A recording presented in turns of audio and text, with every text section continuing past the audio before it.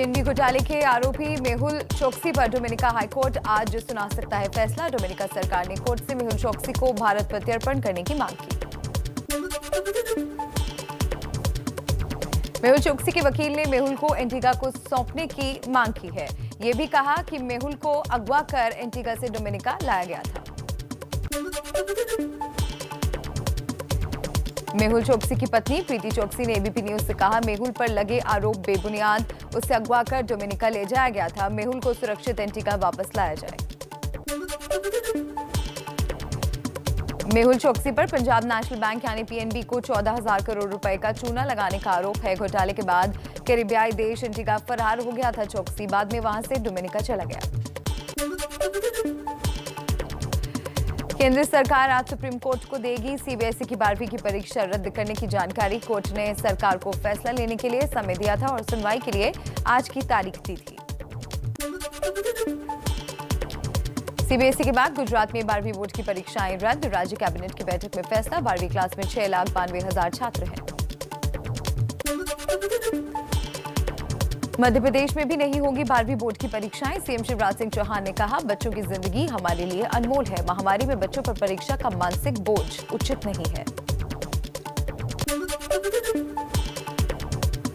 हरियाणा विद्यालय शिक्षा बोर्ड 12वीं के छात्रों को सीबीएसई की तर्ज पर करेगा पास। रीअपियर और ओपन वाले छात्रों को भी नियमित छात्रों की तरह किया जाएगा पास। 15 जून तक घोषित होंगे 10वीं के नतीजे। राजस्थान सरकार ने भी 10वीं और 12वीं बोर्ड की परीक्षाएं रद्द की। राज्य कैबिनेट की बैठक में फैसला। आरबीएसई में 10वीं और 12वीं के 21.5 लाख से ज्यादा छात्र पंजीकृत हैं। उत्तराखंड में भी 12वीं बोर्ड की परीक्षाएं रद्द। राज्य के शिक्षा मंत्री अरविंद पांडे ने कहा, कोरोना के चलते छात्रों और शिक्षकों की सुरक्षा की वजह से लिया गया फैसला। यूपी बोर्ड की 12वीं की परीक्षा पर आज हो सकता है फैसला। Deputy CM Dinesh Sharma CM Yogi Adityanath से करेंगे मुलाकात। कई राज्यों में परीक्षाएं रद्द हो चुकी हैं। महाराष्ट्र सरकार ने 12वीं बोर्ड की परीक्षाएं टाली। शिक्षा मंत्री वर्षा गायकवाड़ ने कहा, राज्य आपदा प्रबंधन प्राधिकरण के सुझाव के बाद परीक्षा पर आखिरी फैसला होगा। बंगाल में 10वीं और 12वीं की बोर्ड परीक्षा और मूल्यांकन पर गठित हुई एक्सपर्ट कमेटी 3 दिन में ममता सरकार को रिपोर्ट देगी। हिमाचल प्रदेश में भी सीबीएसई की तर्ज पर रद्द हो सकती है 12वीं की परीक्षा। सीएम जयराम ठाकुर ने दिए संकेत। 5 जून को कैबिनेट की बैठक में फैसले की उम्मीद। कांग्रेस महासचिव प्रियंका गांधी ने ट्वीट कर राज्यों से छात्रों के हित में फैसला लेने की अपील की। लिखा, सीबीएसई की तरह राज्यों के बोर्ड को भी छात्रों के स्वास्थ्य को महत्व देना चाहिए। लद्दाख में छात्रों की परेशानी को देखते हुए बड़ा फैसला। सभी सरकारी स्कूलों के 6ठी से 12वीं तक के छात्रों को ऑनलाइन पढ़ाई के लिए दिया जाएगा मुफ्त टैबलेट। बिहार सरकार का बड़ा फैसला। लड़कियों को सभी मेडिकल और इंजीनियरिंग कॉलेज में 33% आरक्षण देने का ऐलान। अब जान लेते हैं वैक्सीन का अपडेट फटाफट अंदाज में। मॉडर्ना और फाइजर की वैक्सीन के भारत आने का रास्ता साफ। सूत्रों के मुताबिक कानूनी विवाद में फंसने के बाद कंपनियों को हर्जाना देने से छूट की शर्त मानने को तैयार है सरकार। विदेशी वैक्सीन के भारत आने का रास्ता आसान हुआ। डीसीजीआई ने विदेशी कंपनियों को कोरोना वैक्सीन के भारत में ब्रिज ट्रायल और वैक्सीन के हर बैच की टेस्टिंग से छूट दी। ओडिशा के सीएम नवीन पटनायक ने सभी राज्यों के मुख्यमंत्रियों को चिट्ठी लिखी। कहा, केंद्र ही खरीदे राज्यों के लिए वैक्सीन, सभी राज्य आम सहमति बनाएं। टीकाकरण को लेकर बंगाल की सीएम ममता बनर्जी का केंद्र सरकार पर हमला। कहा, केंद्र का साल के अंत तक सबको टीका लगाने का दावा सिर्फ एक धोखा। सुप्रीम कोर्ट ने केंद्र सरकार की वैक्सीनेशन नीति को मनमानी बताया। कोर्ट ने केंद्र से टीकाकरण पर स्पष्ट योजना मांगी। कहा, 18 से 44 साल के लोगों को राज्यों के भरोसे छोड़ देना समझ से परे। दिल्ली हाईकोर्ट में नेताओं की कोरोना मरीजों को मदद मामले पर आज फिर सुनवाई। पिछली सुनवाई में कोर्ट ने पूछा था कि जब जनता को दवाएं ऑक्सीजन नहीं मिल रही थी तो नेताओं को कैसे मिल गई। कोरोना वायरस की दूसरी लहर में देश भर में 594 डॉक्टरों की हुई मौत। सबसे ज्यादा दिल्ली में 107 डॉक्टर्स की जान गई। बिहार में डेथ ऑडिट रिपोर्ट में बड़ा खुलासा। कोरोना की दूसरी लहर में सबसे ज्यादा खून के थक्के जमने से हुई युवाओं की मौत। 58 दिनों में 1052 लोगों की जान गई। कोरोना वैक्सीन को लेकर लोगों में भ्रम की स्थिति बरकरार है। बरेली के कई गांव में लोगों ने किया वैक्सीन लगवाने से इनकार। टीकाकरण के लिए स्वास्थ्य विभाग की टीम पहुंची थी। कोरोना काल में बदहाली का शिकार मुंगेर का सदर अस्पताल। वार्ड में घूमते रहे हैं आवारा जानवर। दहशत में दिखे मरीज। सवाल पर अस्पताल प्रशासन ने चुप्पी साधी। महाराष्ट्र सरकार कोरोना से अनाथ बच्चों के बैंक खातों में 5-5 लाख रुपए जमा कराएगी। राज्य कैबिनेट की बैठक में फैसला। महाराष्ट्र में कोरोना से 162 बच्चे अनाथ हुए। यूपी में मुख्यमंत्री बाल सेवा योजना को जमीन पर उतारने की तैयारी पूरी। बच्चों को शिक्षा, सुरक्षा, प्यार और अधिकार। सरकार करेगी सपने साकार के नारे के साथ पात्रता का मसौदा तैयार। अधिकारियों की जिम्मेदारी भी तय। एमपी के अशोकनगर में एक विधायक की बच्चों को बचाने की मुहिम। अपने पैसे से तैयार करवाया बच्चों के लिए कोरोना वार्ड। वार्ड में इलाज की सभी सुविधाएं मौजूद। बिहार में कोरोना की तीसरी लहर के संकेत। 8 साल के बच्चे में मिला अजीबोगरीब सिम्टम। नॉर्मल कोरोना टेस्ट में नहीं दिखा कोई लक्षण। सिटी स्कैन में फेफड़े में 90% संक्रमण। लिवर और किडनी पर असर का पता चला। चलिए आगे बढ़ते हैं, नजर डाल लेते हैं कुछ और खबरों पर। पंजाब कांग्रेस का विवाद सुलझाने की कवायद तेज। विशेष कमेटी से मिलने आज दिल्ली आएंगे कैप्टन अमरिंदर सिंह। कमेटी से मिलेंगे मनीष तिवारी। विधानसभा चुनाव में हारे प्रत्याशियों से भी मिलेगी कमेटी। कैप्टन अमरिंदर सिंह के खिलाफ कमेटी से खुलकर बोले पंजाब कांग्रेस के विधायक सुजीत धीमान। कहा मुख्यमंत्री की जिम्मेदारी बनती है हाईकमान कैप्टन को बदले। पंजाब से कांग्रेस की सांसद और मुख्यमंत्री अमरिंदर सिंह की पत्नी परनीत कौर ने साधा निशाना। कहा अपने क्षेत्र पर ध्यान दें सिद्धू। जो गिले शिकवे हैं उन्हें मुख्यमंत्री और हाईकमान के सामने रखें। पंजाब कांग्रेस में कलह के बीच अमृतसर पूर्वी में विधायक नवजोत सिंह सिद्धू के लापता होने का पोस्टर। ढूंढने वाले को 50,000 रुपए इनाम देने का वादा। आम आदमी पार्टी ने कैप्टन अमरिंदर सिंह पर बोला हमला। राघव चड्ढा ने कहा कैप्टन सरकार पूरे देश की राज्य सरकारों में सबसे निकम्मी सरकार है जो कोरोना से नहीं आपस में लड़ रही है। यूपी में योगी सरकार के काम की समीक्षा कर दिल्ली लौटे शीर्ष नेता। आलाकमान को देंगे रिपोर्ट। महासचिव बीएल संतोष ने कोरोना से निपटने के लिए योगी सरकार की जमकर तारीफ की। व्हाट्सएप की तरफ से ग्राहकों को भेजी जा रही नई प्राइवेसी पॉलिसी के खिलाफ अर्जी पर आज दिल्ली हाईकोर्ट में सुनवाई होगी। व्हाट्सएप का दावा नई पॉलिसी से निजता का हनन नहीं।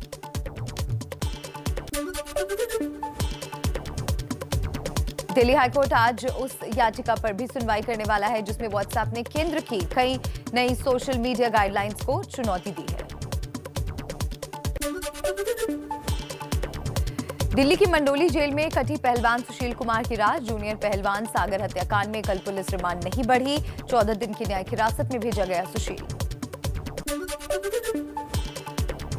कानपुर में हिस्ट्री शीटर बदमाश मनोज को बीजेपी नेता नारायण सिंह भदौरिया के समर्थकों ने पुलिस के कब्जे से छुड़ाकर भगाया। नारायण सिंह की बर्थडे पार्टी में शामिल होने आया था बदमाश। मानसून के आज केरल पहुंचने का अनुमान। आमतौर पर 1 जून को पहुंचता है। इस बार 3 दिन की देरी। मौसम विभाग के मुताबिक इस साल देश में सामान्य रहेगा मानसून। दिल्ली एनसीआर में आज धूल भरी आंधी के साथ बारिश का अलर्ट। हरियाणा, पंजाब और राजस्थान में भी हो सकती है बारिश। एमपी, महाराष्ट्र और दक्षिण के कई राज्यों के लिए भी अलर्ट। भारत और पाकिस्तान के बीच सीज फायर के 100 दिन पूरे। 100 दिन से सीमा और एलओसी पर नहीं हुई कोई गोलाबारी। कश्मीर दौरे पर आर्मी चीफ नरवणे ने फॉरवर्ड लोकेशन का दौरा किया। श्रीलंका के पास केमिकल से भरा कार्गो शिप समंदर में डूबा। पर्यावरण के लिए बढ़ा खतरा। इस जहाज में 2 हफ्ते से आग लगी थी जिसे बुझाने में भारतीय कोस्ट गार्ड के 3 जहाज और एयरक्राफ्ट भी जुटे थे। खबरों में आज का सबसे बड़ा चेहरा है मेहुल चौकसी। देश का 14,000 करोड़ लेकर भागने का आरोपी मेहुल चौकसी। उसी से जुड़ी खबर यह है कि मेहुल चौकसी को आज भारतीय समय के मुताबिक देर रात डोमिनिका में मजिस्ट्रेट के सामने पेश किया गया है। मेहुल चौकसी व्हीलचेयर पर बैठकर मजिस्ट्रेट के सामने पेश होने पहुंचा। मेहुल चौकसी पर डोमिनिका की अदालत में आज शाम फिर से सुनवाई होनी है, जिसमें उसे एंटीगा या भारत भेजने पर फैसला संभव है। तो डोमिनिका में अवैध तरीके से प्रवेश करने का आरोप मेहुल चौकसी पर है। मेहुल पर डोमिनिका की अदालत में आज भी सुनवाई जारी रहेगी और इस सुनवाई में लगभग ये तय हो जाएगा कि उसे एंटीगा लौटाया जाएगा या फिर भारत को। व्हीलचेयर पर मजिस्ट्रेट के सामने पेश हुआ मेहुल चौकसी और वो तस्वीरों में आप देख सकते हैं। मेहुल चौकसी की पत्नी आरोप लगा रही है कि उनके साथ मार पिटाई की गई और देखिए पैर में पट्टी भी बंधी हुई है मेहुल चौकसी की और व्हीलचेयर पर बैठकर कुछ इस तरीके से मजिस्ट्रेट के सामने पेश हुआ भारत में घोटाले का आरोपी मेहुल चौकसी। देख रहे हैं आप तस्वीरों में मेहुल चौकसी, जिसने नीले रंग की शर्ट पहनी हुई है, पैर में चोट दिखाई दे रही है। वो कुछ इसी तरीके से व्हीलचेयर पर बैठा और मजिस्ट्रेट के सामने पेश हुआ। आज भी डोमिनिका की कोर्ट में सुनवाई जारी रहेगी, जिसमें यह फैसला होना है कि उसे भारत को सौंपा जाए या फिर वापस एंटीगा भेजा जाए। रेड कॉर्नर नोटिस दिखाकर भारत मेहुल चौकसी पर कब्जा मांग सकता है। इसके लिए भारतीय एजेंसियों को यह साबित करना होगा कि चौकसी भारतीय नागरिक है और तब काम आएगा चौकसी का मायाजाल।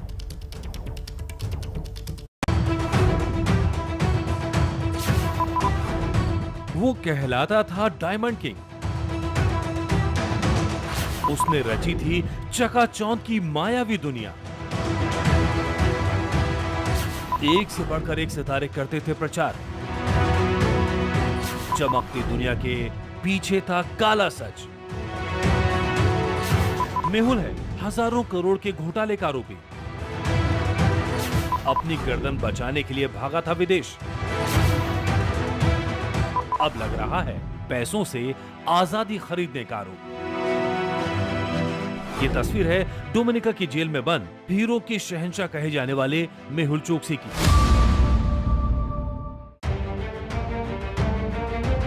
जरा फर्क देखिए, 3 साल में कितना बदल गई दुनिया। ये पहले का मेहुल चौकसी है, वजन 120 किलो, चेहरे पर चमक, और ये अब का चौकसी है, उतरा हुआ चेहरा, घटा हुआ वजन और बदन पर चोट के निशान।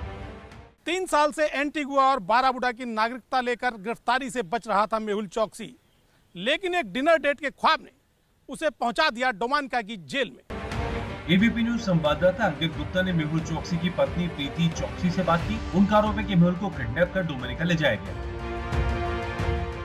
हम लोग यही चाहते हैं कि वो सही सलामत घर वापस आए और हमारी विवेश के court justice system will do this, क्योंकि दिस इज ह्यूमन।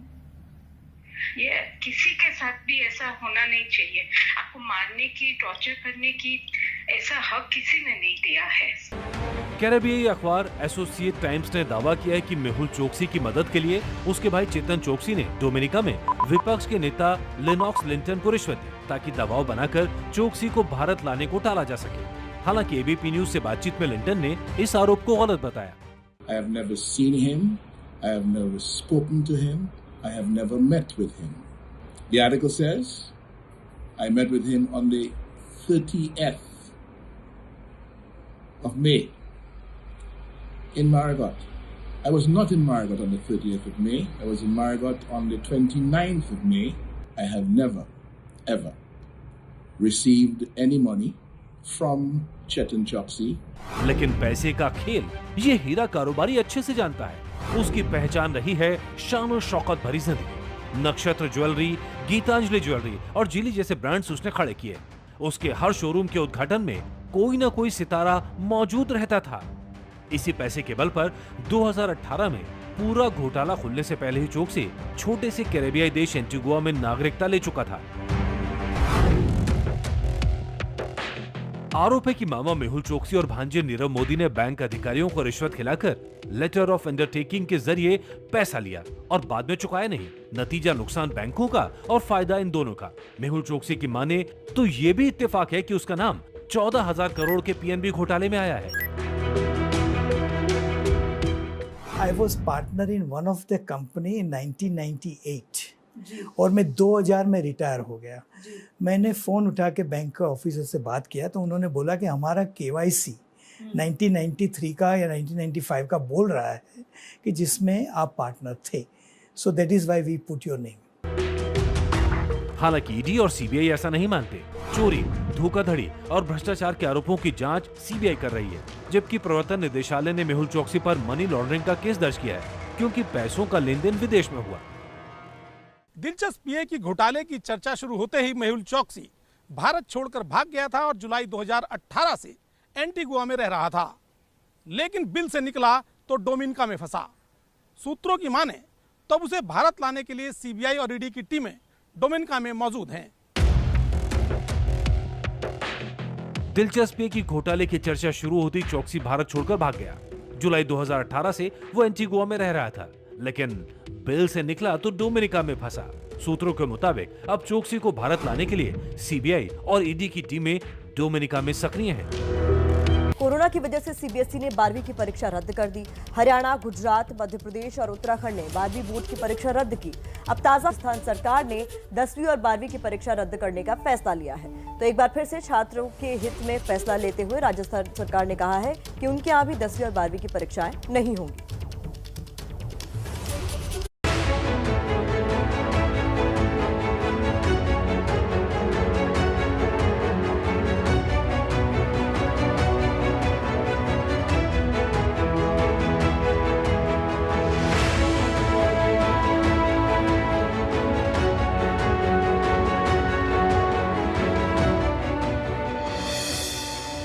जान है तो जहान है।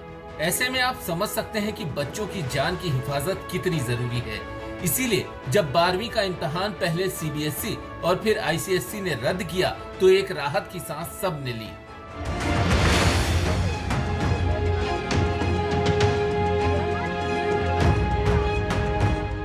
ऑफलाइन कोरोना की वजह से नहीं ले रहे हैं तो ऑनलाइन एग्जाम तो होना चाहिए था। जो बच्चा ज़्यादा मेहनत कर रहा है और जो कम मेहनत कर रहा है तो उनमें एक डिस्टिंग्विश मतलब उनके बीच में एक अंतर तो रहना चाहिए। अगर नहीं लिया तो बाद में हम लोग को एडमिशन के लिए और फिर करियर पर हमारे असर हो सकता है। आगे अब कोई फेयर उनका क्राइटेरिया होना चाहिए कि ताकि बच्चों को भी आगे कोई दिक्कत ना हो एडमिशन्स वगैरह में।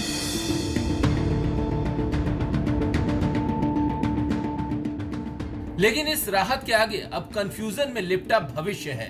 पहले न खत्म होने वाले इम्तिहान का इंतजार और अब जब इम्तिहान रद्द हो गए तो भविष्य में क्या होगा, इसकी चिंता बच्चों को खाए जा रही है। 10th के एग्जाम के जैसे मार्क्स लगे वैसे हमारे नहीं लगने चाहिए, क्योंकि सारे बच्चों ने ये प्रैक्टिस के हिसाब से दिए थे एग्जाम्स, एंड कोई नया मेथड इनको लाना चाहिए। अगर एग्ज़ाम नहीं होंगे तो हमारे जो प्री बोर्ड वगैरह और पहले के एग्ज़ाम्स वगैरह उसके बेस पे हमारे मार्क्स दिए जाएंगे और उसमें अभी उतना अच्छा हमने परफॉर्म कर नहीं पाए हैं। और सुरक्षा के पॉइंट ऑफ व्यू से तो बिल्कुल सही डिसीजन है, लेकिन हमारे करियर को भी ध्यान में रखते हुए थोड़ा सा गलत डिसीजन कहेंगे। दरअसल ये चिंता बेवजह भी नहीं है। 10वीं की परीक्षा रद्द हुई तो उन बच्चों को 11वीं में दाखिला मिल गया, लेकिन 12वीं की परीक्षा तो भविष्य का आधार तैयार करती है, जिसके नतीजों पर आगे की राह तय होती है। इवैल्यूएशन है या जो मार्किंग की नीति होनी चाहिए वो बच्चों के लास्ट में कि बच्चों का जो ज्ञान है, नॉलेज है जो वो उसके आधार पे ही आगे बढ़ना चाहिए। जो बच्चे पढ़ने वाले हैं, जैसे मेरा बेटा भी है, तो वो काफ़ी टाइम से मेहनत कर रहा था, तो ये मेरिटोरियस बच्चे हमेशा चाहते हैं कि उनका परसेंटेज अच्छा ही आए। तो उन लोगों के लिए, क्योंकि उनको आगे अपना करियर देखना है, उनको एडमिशन लेना है अच्छी अच्छी यूनिवर्सिटीज़ में, कुछ बच्चे इंडिया से बाहर भी जाना चाहते हैं, तो उनके लिए तो ये लॉस ही है। परीक्षा तो रद्द हो गई, लेकिन अगली चिंता उन्हें 12वीं के नंबरों को लेकर है। ये सवाल सबके मन में है कि उनका मूल्यांकन किस आधार पर किया जाएगा। अब ये समझ नहीं आ रहा कि आगे कॉलेज में एडमिशन्स कैसे होंगे, किस बेसिस पे होंगे। 12वीं के बाद बच्चों को प्रतियोगी परीक्षाओं में बैठना होता है। बहुत सी भारतीय यूनिवर्सिटी इस बार प्रवेश परीक्षा के जरिए एडमिशन ले रही हैं। इन विश्वविद्यालयों में कोरोना से पैदा हुए हालात को देखकर सहूलियतें भी दी जाएंगी, लेकिन जिन छात्रों का सपना विदेशी यूनिवर्सिटी में पढ़ाई का है, उनका क्या? ये चिंता तो है कि हमारी मार्किंग किस तरह से होगी, ये भी चिंता है कि आगे हमारा कॉलेजेस और यूनिवर्सिटीज़ में क्या होगा। पर्टिकुलरली वो बच्चे जो विदेशों में एडमिशन लेना चाहते हैं उनके लिए भी काफ़ी स्ट्रेस का एक थोड़ा सा रीज़न था ये। बच्चों के मूल्यांकन का क्या तरीका होगा, इसका ऐलान बहुत जल्द बोर्ड सभी पक्षों की राय के बाद करेगा। लेकिन इस फैसले के बाद अब बच्चों के लिए कम से कम एग्जाम की टेंशन तो खत्म हो गई है। अब वो आगे की तैयारी बिना किसी तनाव के कर सकते हैं। वैसे भी ये फैसला जितना लंबा खिंचता, आगे का रास्ता उतना मुश्किल होता। अब जो एडमिशन प्रोसेस है वो बिल्कुल फेयर होना चाहिए बच्चों के साथ, ताकि बच्चे न घबराएं नहीं आगे के लिए। फ्यूचर इनका देख के उस हिसाब से एडमिशन प्रोसेस होना चाहिए। कोरोना ने सबसे ज्यादा असर किसी पर डाला है तो वो है बच्चों की पढ़ाई। 1 साल से ज्यादा का वक्त हो गया है, स्कूल बंद है और पढ़ाई ऑनलाइन हो रही है। खासतौर से बोर्ड एग्जाम में बैठने वाले बच्चों के लिए तो ये वक्त बुरे सपने की तरह गुजरा है। एग्जाम रद्द होने के बाद ये डर भी उसी का नतीजा है। सरकार भी ये बात समझती है और जो भी फैसला होगा वो उनके भविष्य को ध्यान में रखकर ही होगा। तो परीक्षा तो रद्द हो गई, लेकिन इम्तिहान अभी बाकी है। पूरे देश में 12वीं के 1.5 करोड़ छात्र हैं। सीबीएसई समेत कुछ स्टेट बोर्ड ने परीक्षा रद्द कर दी है, लेकिन कुछ सवाल अभी भी मन में है। पहला और सबसे बड़ा सवाल ये कि उनके रिजल्ट तैयार करने का आधार क्या होगा।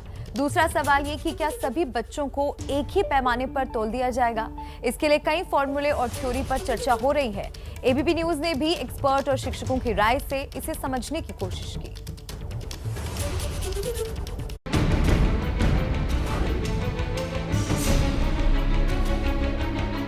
12वीं के इम्तिहान नहीं होंगे, लेकिन रिजल्ट तो देना ही होगा।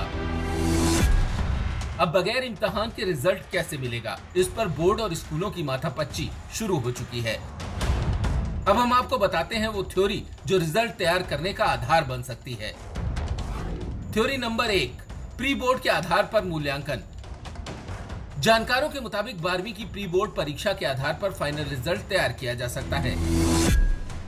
इसमें कुछ नंबर स्टूडेंट के इंटरनल असेसमेंट के हो सकते हैं। स्कूल में हुए टेस्ट के नंबर भी इसमें शामिल हो सकते हैं। प्री बोर्ड असेसमेंट और टेस्ट में बच्चे के प्रदर्शन के आधार पर फाइनल रिजल्ट बन सकता है।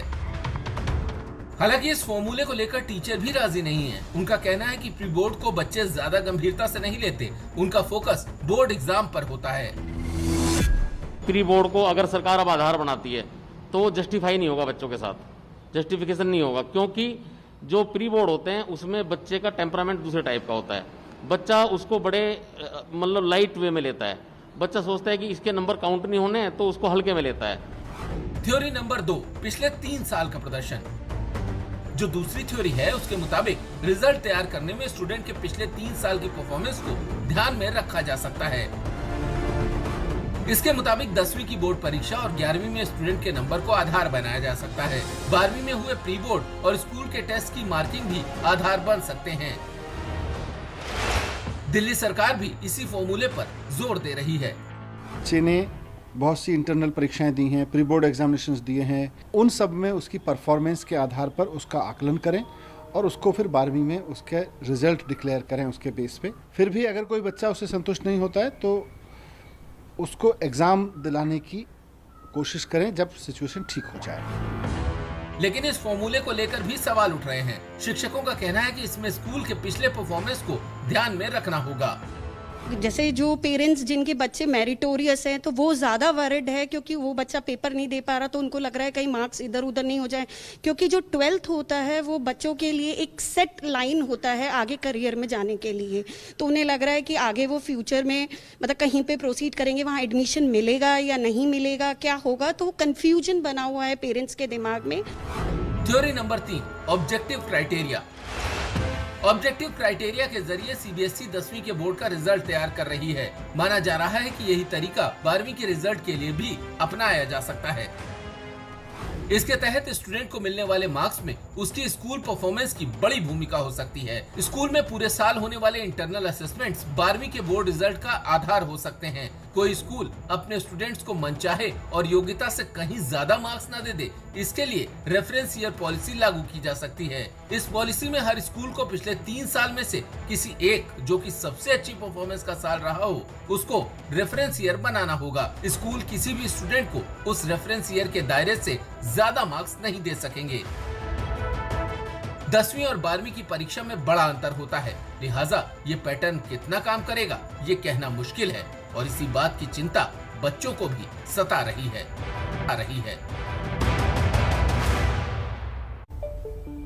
तो एक तरफ सेहत के लिहाज से बच्चों ने, अभिभावकों ने राहत की सांस जरूर ली है, लेकिन यूनिवर्सिटीज में एडमिशन कैसे होगा, इन सब पर अभी भी असमंजस बना हुआ है और इस पर हमारी नजर भी लगातार बनी हुई है। कोरोना वायरस, वो नाम जिसने इंसानों की बस्ती में भूचाल ला दिया। अब खबर है कि वायरस कुत्तों में भी पाया जा रहा है। कुत्ता वो पालतू जानवर है जो हर घर में पसंद किया जाता है। ऐसे में इस खबर ने लोगों की नींद उड़ाकर रख दी। क्या वाकई ये खबर सच है? इसकी पड़ताल की मैंने।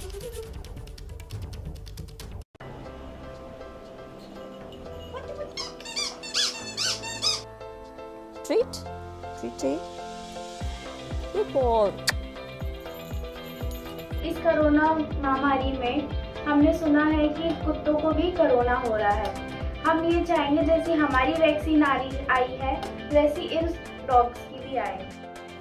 ये चिंता किसी एक घर की नहीं है, ये चिंता हर उस घर की है जहां कुत्ते को एक परिवार की तरह जगह दी गई है। चिंता यही कि कहीं उनका प्यारा डॉगी कोरोना वायरस की समस्या से तो नहीं जूझ रहा है। वजह बनी है वो रिपोर्ट जिसके मुताबिक इंसानों में पाया जाने वाला कोरोना वायरस अब कुत्तों में भी पाया जा रहा है। इसके पीछे तर्क के रूप में मलेशिया में हुई घटना का हवाला दिया जा रहा है, जिसके मुताबिक मलेशिया के एक अस्पताल में 8 लोगों में कुत्तों का कोरोना वायरस पाया गया। इस रिपोर्ट पर अंतर्राष्ट्रीय वैज्ञानिकों के एक समूह ने इसकी जांच शुरू कर दी है, लेकिन इस रिपोर्ट ने पेट लवर्स के होश उड़ाकर रख दिए हैं। हाल ही में कुत्तों में पाए जाने वाला कोरोना वायरस जब इंसानों में मिला तो हर कोई हैरान रह गया। लेकिन क्या आप जानते हैं कि इस बारे में जानकारी वैज्ञानिकों के पास पिछले लगभग 50 सालों से है। ये बात हम नहीं कह रहे, बल्कि ये जानकारी दी है वेटनरी यानी जानवरों के डॉक्टर ने। कैनाइन कोरोना वायरस आज से 50 साल पहले जर्मनी में मिलिट्री डॉग्स में पाया गया था और हमारे इंडिया में हम पिछले 20 वर्षों से सभी doctors canine corona virus vaccines का यूज़ कर रहे हैं, जो हम 2 मंथ्स की एज से पपीज़ में स्टार्ट कर देते हैं और 1 महीने बाद उसकी बूस्टर डोज लगाई जाती है। लेकिन कुत्तों में पाया जाने वाला कोरोना वायरस आखिर होता क्या है? दरअसल कुत्तों में पाया जाने वाला वायरस SARS-CoV-2 है, जिसके असर की वजह से कुत्तों को कई तरह की समस्याएं हो सकती हैं। कोरोना वायरस को वायरस के 4 समूहों में बांटा गया है, जैसे अल्फा, बीटा, गामा और डेल्टा। कुत्तों में पाए जाने वाला कोरोना वायरस अल्फा समूह का है, जिसे अब तक मिले साक्ष्य के मुताबिक इंसानों के लिए ना ही ज्यादा खतरनाक माना गया है, ना ही जानलेवा। डॉक्टर प्रीतपाल भी इस बात पर मुहर लगाते हैं कि डॉग कोरोना वायरस या कैनाइन कोरोना वायरस के लक्षण भी कोविड-19 वायरस से अलग हैं, लेकिन क्या ये वायरस इंसानों के लिए खतरनाक साबित हो सकता है? डॉग कोरोना वायरस जो कैनाइन कोरोना वायरस है, इसकी वजह से अभी तक कोई भी स्टडी, जितनी भी स्टडी हुई हैं, इसमें किसी में भी ह्यूमन में नहीं पाया गया है। कैनाइन कोरोना वायरस ह्यूमन में ट्रांसमिट नहीं होता है, ये केवल डॉग्स में ही डॉग टू डॉग ट्रांसमिट होता है। यहाँ आपको एक खास बात बता दें कि जब घर में मौजूद डॉगी को वैक्सीनेशन दी जाती है तो उसमें कोरोना वैक्सीन भी मौजूद रहती है। ये देखिए, ये ऐसे ही एक वैक्सीनेशन रिपोर्ट है जिसमें रेबीज की वैक्सीन के अलावा कैनाइन कोरोना वायरस वैक्सीन भी लिखा दिख रहा है। अब आपके मन में अगर सवाल है कि मलेशिया में सामने आए केस की हकीकत क्या है, तो बता दें कि अमेरिका की सेंटर फॉर डिजीज कंट्रोल ने इस पर सफाई दी है। उनके मुताबिक कुत्तों में पाया जाने वाला कोरोना वायरस इंसानों में पाए जा रहे कोविड-19 से अलग है। पेट्स बेहद सकारात्मक होते हैं, खास तौर पर डॉग्स। एक स्वीडिश स्टडी के मुताबिक अगर आप पेट्स के साथ 10 से 15 मिनट बिताते हैं तो आपका स्ट्रेस हार्मोन कम होता है। स्ट्रेस हार्मोन का कम होना मतलब तनाव का कम होना। तो ऐसे में तमाम अफवाहों को भूल जाइए और अपने सबसे खास दोस्त के साथ खूब सारा वक्त बिताइए।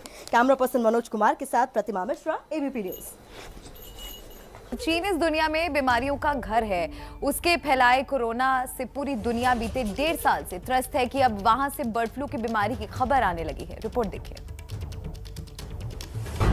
दुनिया को कोरोना से दहलाने के बाद भी क्या चीन का दिल भरा नहीं? 17 करोड़ 20 लाख लोगों को जानलेवा बीमारी देकर भी चीन मानता नहीं। 35,77,000 लोगों की मौत से भी क्या चीन पसीजा नहीं? क्या चीन ने बीमारियों को बना लिया है अपना सबसे बड़ा हथियार? क्या कोरोना के बाद एक और भयंकर बीमारी दे रहा है चीन?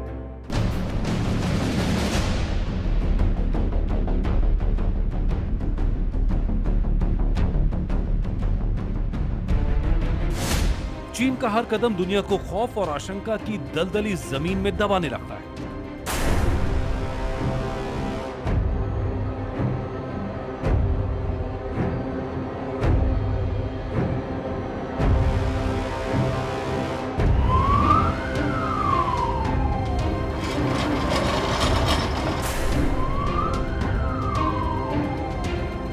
कोरोना कहीं दूसरी लहर तो कहीं तीसरी लहर के रूप में दुनिया भर में कहर बरपा रहा है, लेकिन चीन की सेहत पर इससे कोई फर्क नहीं पड़ता। उसे दुनिया की सबसे बड़ी ताकत बनने का ऐसा चस्का लगा है कि उसकी कीमत समूची इंसानियत को चुकानी पड़ रही है। उस कोरोना के बीच ही चीन से दुनिया को एक खतरनाक नजराना मिला है, वो है बर्ड फ्लू। अभी तक कभी भी H10N3 नाम के स्ट्रेन का इन्फेक्शन जो है वो मनुष्यों में नहीं देखा गया था। ये चीन का पहला ऐसा मामला है जो कि विश्व में पहला ऐसा मामला है जहां व्यक्ति को बर्ड फ्लू H10N3 स्ट्रेन से हुआ है, और ये काफी चिंताजनक भी है क्योंकि देखा गया है कि पक्षियों में होने वाली बीमारियां ज्यादातर मनुष्यों में नहीं आती हैं। जैसे कोरोना चीन में वुहान की प्रयोगशाला से निकला था, वैसे ही नया बर्ड फ्लू भी चीन से ही निकला है।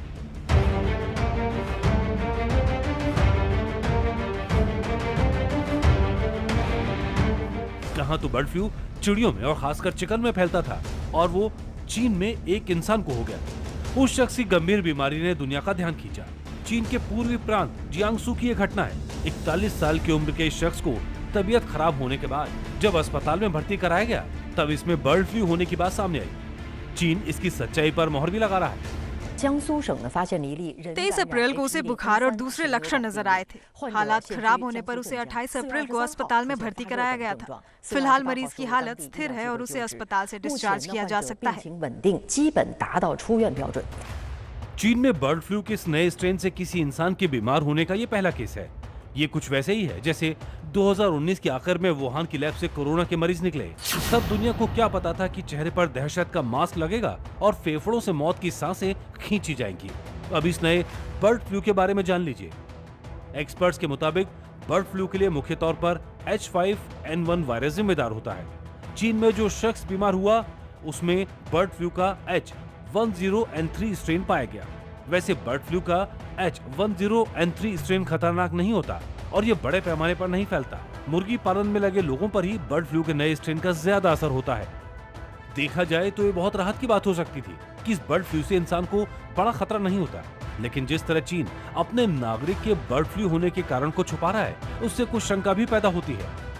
जियांगसू प्रांत में मरीज के संपर्क में आए सभी लोगों को मेडिकल ऑब्जर्वेशन पर रखा गया है। इमरजेंसी मॉनिटरिंग हो रही है और अभी तक उनमें इसके कोई भी लक्षण नहीं पाए गए हैं। चीन से निकली कोई भी बीमारी चीन को कम, दुनिया को ज्यादा प्रभावित करती है। सार्स से लेकर कोरोना तक इसकी लंबी कड़ी है। आखिर 18 साल पहले बर्ड फ्लू का वायरस ही तो चीन से निकला था, जिसने एशिया और अफ्रीका के कई देशों में भयंकर तबाही मचाई थी।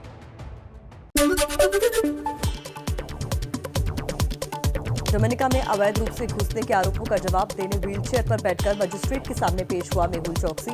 आज शाम हाईकोर्ट में फिर होगी सुनवाई। डोमिनिका सरकार ने कोर्ट से मेहुल चौकसी को भारत प्रत्यर्पण करने की मांग की है। मेहुल चौकसी के वकील ने मेहुल को एंटीगा को सौंपने की मांग की है। ये भी कहा है कि मेहुल को अगवा कर एंटीगा से डोमिनिका लाया गया था। मेहुल चौकसी की पत्नी प्रीति चौकसी ने एबीपी न्यूज से कहा, मेहुल पर लगे आरोप बेबुनियाद, उसे अगवा कर डोमिनिका ले जाया गया था। मेहुल को सुरक्षित एंटीगा वापस लाया जाए। मेहुल चौकसी पर पंजाब नेशनल बैंक यानी पीएनबी को 14,000 करोड़ रुपए का चूना लगाने का आरोप है। घोटाले के बाद कैरिबियाई देश एंटीगा फरार हो गया था। चौकसी बाद में वहां से डोमिनिका चला गया। केंद्र सरकार आज सुप्रीम कोर्ट को देगी सीबीएसई की 12वीं की परीक्षा रद्द करने की जानकारी। कोर्ट ने सरकार को फैसला लेने के लिए समय दिया था और सुनवाई के लिए आज की तारीख दी थी। सीबीएसई के बाद गुजरात में 12वीं बोर्ड की परीक्षाएं रद्द। राज्य कैबिनेट की बैठक में फैसला। 12वीं क्लास में 6,92,000 छात्र हैं। मध्य प्रदेश में भी नहीं होगी 12वीं बोर्ड की परीक्षाएं। सीएम शिवराज सिंह चौहान ने कहा, बच्चों की जिंदगी हमारे लिए अनमोल। महामारी में बच्चों पर परीक्षा का मानसिक बोझ उचित नहीं। हरियाणा विद्यालय शिक्षा बोर्ड 12वीं के छात्रों को सीबीएसई की तर्ज पर करेगा पास। रीअपियर और ओपन वाले छात्रों को भी नियमित छात्रों की तरह किया जाएगा पास। 15 जून तक घोषित होंगे 10वीं के नतीजे। राजस्थान सरकार ने भी 10वीं और 12वीं बोर्ड की परीक्षाएं रद्द की। राज्य कैबिनेट की बैठक में फैसला। आरबीएसई में 10वीं और 12वीं के 21.5 लाख से ज्यादा छात्र पंजीकृत हैं। उत्तराखंड में भी 12वीं बोर्ड की परीक्षाएं रद्द। राज्य के शिक्षा मंत्री अरविंद पांडे ने कहा, कोरोना के चलते छात्रों और शिक्षकों की सुरक्षा की वजह से फैसला लिया गया। यूपी बोर्ड की 12वीं की परीक्षा पर आज हो सकता है फैसला। Deputy CM Dinesh Sharma CM Yogi Adityanath से करेंगे मुलाकात। कई राज्यों में परीक्षाएं रद्द हो चुकी हैं। महाराष्ट्र सरकार ने 12वीं बोर्ड की परीक्षाएं टाली। शिक्षा मंत्री वर्षा गायकवाड़ ने कहा, राज्य आपदा प्रबंधन प्राधिकरण के सुझाव के बाद परीक्षा पर आखिरी फैसला होगा। बंगाल में 10वीं और 12वीं की बोर्ड परीक्षा और मूल्यांकन पर गठित हुई एक्सपर्ट कमेटी 3 दिन में ममता सरकार को रिपोर्ट देगी। हिमाचल प्रदेश में भी सीबीएसई की तर्ज पर रद्द हो सकती है 12वीं की परीक्षा। सीएम जयराम ठाकुर ने दिए संकेत। 5 जून को कैबिनेट की बैठक में फैसला किया। कांग्रेस महासचिव प्रियंका गांधी ने ट्वीट कर राज्यों से छात्रों के हित में फैसला लेने की अपील की। लिखा, सीबीएसई की तरह राज्यों के बोर्ड को भी छात्रों के स्वास्थ्य को महत्व देना चाहिए। लद्दाख में छात्रों की परेशानी को देखते हुए बड़ा फैसला। सभी सरकारी स्कूलों के 6ठी से 12वीं तक के छात्रों को ऑनलाइन पढ़ाई के लिए दिया जाएगा मुफ्त टैबलेट। बिहार सरकार का बड़ा फैसला। लड़कियों को सभी मेडिकल और इंजीनियरिंग कॉलेज में 33% आरक्षण देने का ऐलान। और अब नजर डाल लेते हैं वैक्सीन अपडेट पर। फटाफट अंदाज में। मॉडर्ना और फाइजर की वैक्सीन के भारत आने का रास्ता साफ। सूत्रों के मुताबिक कानूनी विवाद में फंसने के बाद कंपनियों को हर्जाना देने से छूट की शर्त मानने को तैयार है सरकार। विदेशी वैक्सीन के भारत आने का रास्ता आसान हुआ। डीसीजीआई ने विदेशी कंपनियों को कोरोना वैक्सीन के भारत में ब्रिज ट्रायल और वैक्सीन के हर बैच की टेस्टिंग से छूट दी। ओडिशा के सीएम नवीन पटनायक ने सभी राज्यों के मुख्यमंत्रियों को चिट्ठी लिखी। कहा, केंद्र ही खरीदे राज्यों के लिए वैक्सीन। सभी राज्य आम सहमति बनाएं। टीकाकरण को लेकर बंगाल की सीएम ममता बनर्जी का केंद्र सरकार पर हमला। कहा, केंद्र का साल के अंत तक सबको टीका लगाने का दावा सिर्फ एक धोखा है। सुप्रीम कोर्ट ने केंद्र सरकार की वैक्सीनेशन नीति को मनमानी बताया। कोर्ट ने केंद्र से टीकाकरण पर स्पष्ट योजना मांगी। कहा, 18 से 44 साल के लोगों को राज्यों के भरोसे छोड़ देना समझ से परे। दिल्ली हाईकोर्ट में नेताओं की कोरोना मरीजों को मदद मामले पर आज फिर सुनवाई। पिछली सुनवाई में कोर्ट ने पूछा था कि जब जनता को दवाएं ऑक्सीजन नहीं मिल रही थी तो नेताओं को कैसे मिल गई। कोरोना वायरस की दूसरी लहर में देश भर में 594 डॉक्टरों की हुई मौत। सबसे ज्यादा दिल्ली में 107 डॉक्टरों की गई जान। बिहार में डेथ ऑडिट रिपोर्ट में बड़ा खुलासा। कोरोना की दूसरी लहर में सबसे ज्यादा खून के थक्के जमने से हुई युवाओं की मौतें। 58 दिनों में 1052 लोगों की गई जान। कोरोना वैक्सीन को लेकर लोगों में भ्रम की स्थिति बरकरार है। बरेली के कई गांवों में लोगों ने किया वैक्सीन लगवाने से इनकार। टीकाकरण के लिए स्वास्थ्य विभाग की टीम पहुंची थी। कोरोना काल में बदहाली का शिकार मुंगेर का सदर अस्पताल वार्ड में घूमते रहते हैं आवारा जानवर। दहशत में दिखे मरीज। सवाल पर अस्पताल प्रशासन ने साधी चुप्पी। देख लेते हैं कुछ और खबरें फटाफट अंदाज। महाराष्ट्र सरकार कोरोना से अनाथ बच्चों के बैंक खातों में 5-5 लाख रुपए जमा कराएगी। राज्य कैबिनेट की बैठक में फैसला। महाराष्ट्र में कोरोना से 162 बच्चे अनाथ हुए।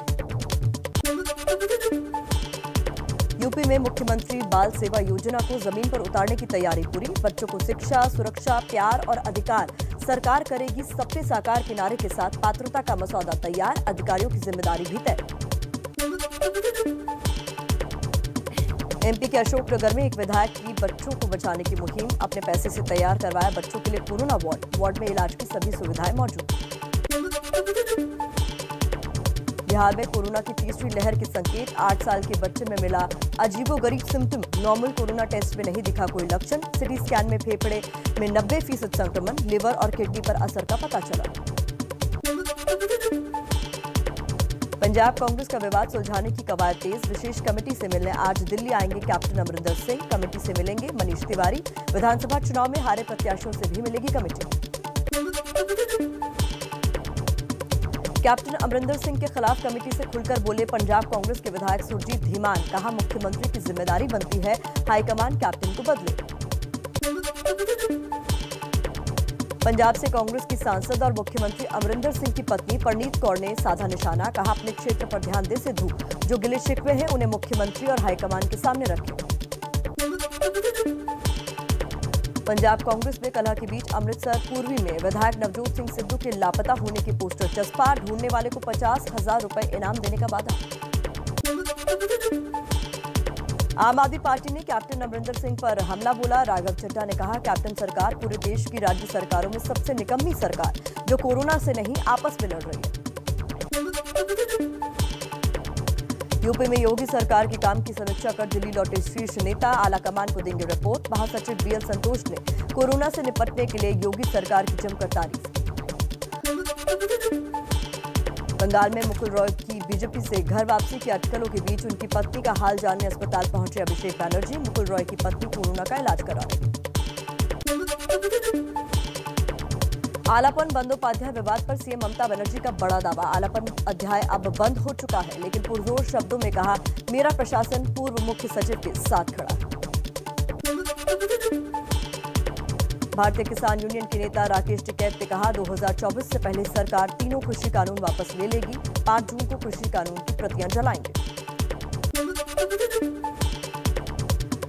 व्हाट्सएप की तरफ से ग्राहकों को भेजी जा रही नई प्राइवेसी पॉलिसी के खिलाफ अर्जी पर आज दिल्ली हाईकोर्ट में सुनवाई होगी। व्हाट्सएप का दावा, नई पॉलिसी से निजता का हनन नहीं। दिल्ली हाईकोर्ट आज उस याचिका पर भी सुनवाई करने वाला है जिसमें व्हाट्सएप ने केंद्र की नई सोशल मीडिया गाइडलाइंस को चुनौती दी है। जम्मू कश्मीर में पूर्व बीजेपी नेता राकेश पंडिता की गोली मारकर हत्या की, सुरक्षा बलों ने इलाके को घेरकर सर्च ऑपरेशन शुरू किया। भगौड़े शराब कारोबारी विजय माल्या की जब्त संपत्ति कर्ज देने वाले बैंकों को मिलेगी। मुंबई की विशेष कोर्ट ने 2 बड़े आदेश जारी किए, कहा माल्या को खुद को बेदाग साबित करना चाहिए। पत्रकार विनोद दुआ के खिलाफ शिमला में दर्ज एफआईआर रद्द करने की अर्जी पर आज फैसला लेगा सुप्रीम कोर्ट। राजद्रोह मामले में जांच रिपोर्ट नहीं सौंपने पर हिमाचल पुलिस को मिली थी फटकार। दिल्ली की मंडोली जेल में कटी पहलवान सुशील कुमार की रात, जूनियर पहलवान सागर हत्याकांड में कल पुलिस रिमांड में नहीं बढ़ी, 14 दिन की न्यायिक हिरासत में भेजा गया। कानपुर में हिस्ट्री शीटर बदमाश मनोज को बीजेपी नेता नारायण सिंह भदौरिया के समर्थकों ने पुलिस के कब्जे से छुड़ाकर भगाया। नारायण सिंह की बर्थडे पार्टी में शामिल होने आया था बदमाश। मुंबई के भांडुप में नवविवाहिता की संदिग्ध हालात में मौत, महिला के पति यूट्यूबर जीतू अग्रवाल पुलिस ने गिरफ्तार कर लिया है। लड़की के परिवार वालों का जीतू पर प्रताड़ित करने का आरोप। अलीगढ़ शराब कांड में पुलिस की बड़ी कार्रवाई, जहरीली शराब बेचने वाले ठेके को प्रशासन ने ध्वस्त किया, ठेके में मौजूद शराब को जब्त किया गया। सारण के डीआईजी मनु महाराज के नाम पर झांसा देने के आरोप में एक युवक गिरफ्तार, फेसबुक और गूगल पर अकाउंट बनाकर लड़कियों को नौकरी दिलाने का झांसा देता था। और अब नजर डाल लेते हैं मॉनसून अपडेट पर, फटाफट अंदाज में।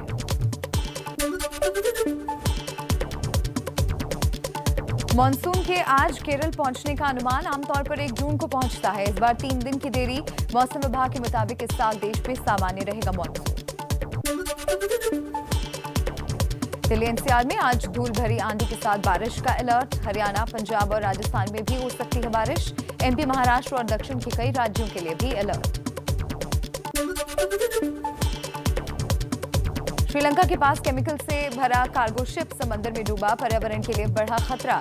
इस जहाज में 2 हफ्ते से आग लगी थी, जिसे बुझाने में भारतीय कोस्ट गार्ड के 3 जहाज और एयरक्राफ्ट भी जुटे थे।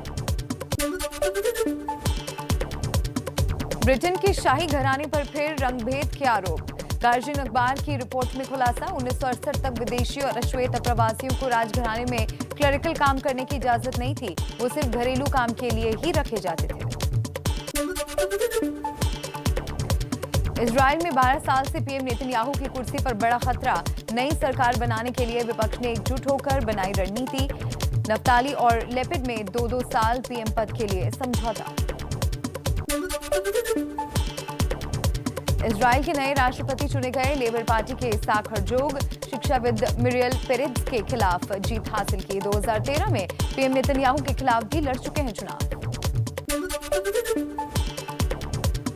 चीन के वुहान में मेट्रो ट्रेन और प्लेटफॉर्म के बीच गिरी 2 महीने की बच्ची को एक शख्स ने जाबाजी दिखाते हुए बचाया। स्ट्रोलर को खींचते वक्त गिरी थी एक महिला की बच्ची। ब्राजील के सेराना शहर में कोरोना को लेकर के प्रयोग के नतीजों में दावा, काबू में किया जा सकता है संक्रमण। नतीजों में कहा गया इसके लिए पूरी आबादी को भी वैक्सीन लगाने की जरूरत नहीं। रिजर्व बैंक की मॉनेटरी पॉलिसी की बैठक का दूसरा दिन। 4 जून को फैसलों का ऐलान होगा। दरों में बदलाव होने की उम्मीद कम, जस का तस रह सकता है रेपो रेट। महंगाई के बीच थोड़ी राहत, 122 रुपए सस्ता हुआ 19 किलो वाला कमर्शियल एलपीजी सिलेंडर। 14 किलो वाले घरेलू सिलेंडर के दाम में कोई बदलाव नहीं। पेट्रोल और डीजल की महंगाई से जल्द नहीं मिलेगी राहत। आने वाले दिनों में और बढ़ सकते हैं दाम। कच्चे तेल की कीमत $70 प्रति बैरल के पार पहुंची। दिल्ली में पिता के बर्थडे पर केक लेने निकले युवक की चाकुओं से गोदकर हत्या। सीसीटीवी में कैद हुई वारदात। 4 आरोपियों में 2 गिरफ्तार। हत्या में प्रेम प्रसंग का भी एंगल। मुंबई के दहीसर में 11 दिन बाद हत्या के एक कम मामले का खुलासा। पुलिस ने किचन में गड़े लाश को खोदकर निकाला। हत्या के आरोप में पत्नी और उसका प्रेमी गिरफ्तार। पंजाब के बठिंडा में ड्रग्स बेचने से रोकने पर तस्करों ने कबड्डी खिलाड़ियों के साथ मारपीट की। गांव वालों को भी पीटा। सारण के डीआईजी मनु महाराज के नाम पर झांसा देने के आरोप में एक युवक गिरफ्तार। फेसबुक और गूगल पर अकाउंट बनाकर लड़कियों को नौकरी दिलाने का देता था झांसा। गूगल का दावा, भारत सरकार के नए आईटी नियम उसके सर्च इंजन पर लागू नहीं होते। दिल्ली हाईकोर्ट में याचिका दाखिल की। हाईकोर्ट ने केंद्र से जवाब मांगा। स्मार्टफोन कंपनी रियलमी की मेजबानी में आज क्वालकॉम, जीएसएमए और काउंटर पॉइंट का 5G शिखर सम्मेलन दोपहर 2:30 बजे यूट्यूब पर लाइव स्ट्रीम होगा। 5G से जुड़ी कई बड़ी जानकारियां मिलेंगी।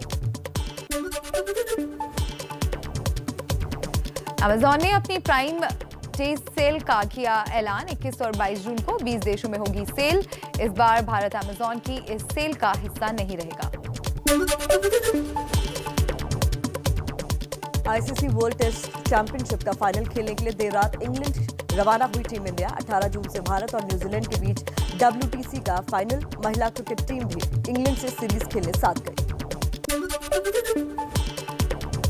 कोरोना नियमों के उल्लंघन पर टाइगर श्रॉफ और दिशा पाटनी के खिलाफ मुंबई पुलिस ने दर्ज किया केस। बांद्रा के बैंड स्टैंड में सैर को निकले थे। दोपहर 2 बजे के बाद घर से बाहर होने की वैध वजह नहीं बता पाए।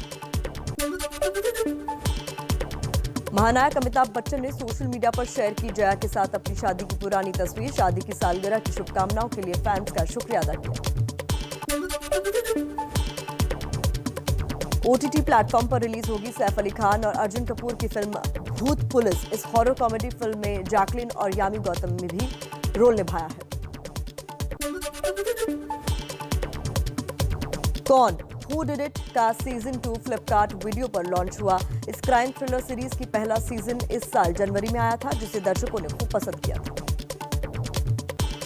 14,000 करोड़ का घोटाला कर देश से भागा मेहुल चौकसी जब डोमिनिका में मजिस्ट्रेट के सामने पेश हुआ तो उसने कहा कि उसकी कोई गलती नहीं है। इसको लेकर उसने जमानत अर्जी भी दी थी जिसे रद्द कर दिया गया है। इस वक्त की बड़ी खबर हम आपको दे रहे हैं। मजिस्ट्रेट के सामने जब मेहुल चौकसी पेश हुआ उस वक्त की तस्वीरें हम आपको दिखा रहे हैं कि वो व्हीलचेयर पर बैठकर गया था। उसने अवैध घुसपैठ के आरोपों को नकार दिया, कहा मेरी कोई गलती नहीं है। इसको लेकर उसने एक बेल की अर्जी भी दी थी, जमानत अर्जी भी दी थी, जिसे डोमिनिका की कोर्ट ने रद्द कर दिया है। इस वक्त की बड़ी खबर तो मेहुल चौकसी को कोई राहत मिलती हुई फिलहाल नजर नहीं आ रही है, क्योंकि बड़ा सवाल यही है कि भारत को सौंप दिया जाएगा क्या मेहुल चौकसी या वापस एंटीगा भेजा जाएगा। जब डोमिनिका वो पहुंचा वहां पर लगातार उसे मजिस्ट्रेट के सामने पेश होने के लिए कोर्ट की तरफ से कहा जा रहा था। जब वो मजिस्ट्रेट के सामने पेश हुआ तो उसने कहा कि मेरी कोई गलती नहीं। अवैध घुसपैठ के जो आरोप उस पर लग रहे थे उसे उसने नकारा और जमानत की अर्जी दी, लेकिन उसे रद्द कर दिया गया। हमारे सहयोगी प्रणय हमारे साथ फोन लाइन पर जुड़ गए हैं। प्रणय, इस मामले में कोई और ज्यादा जानकारी मिल पा रही है?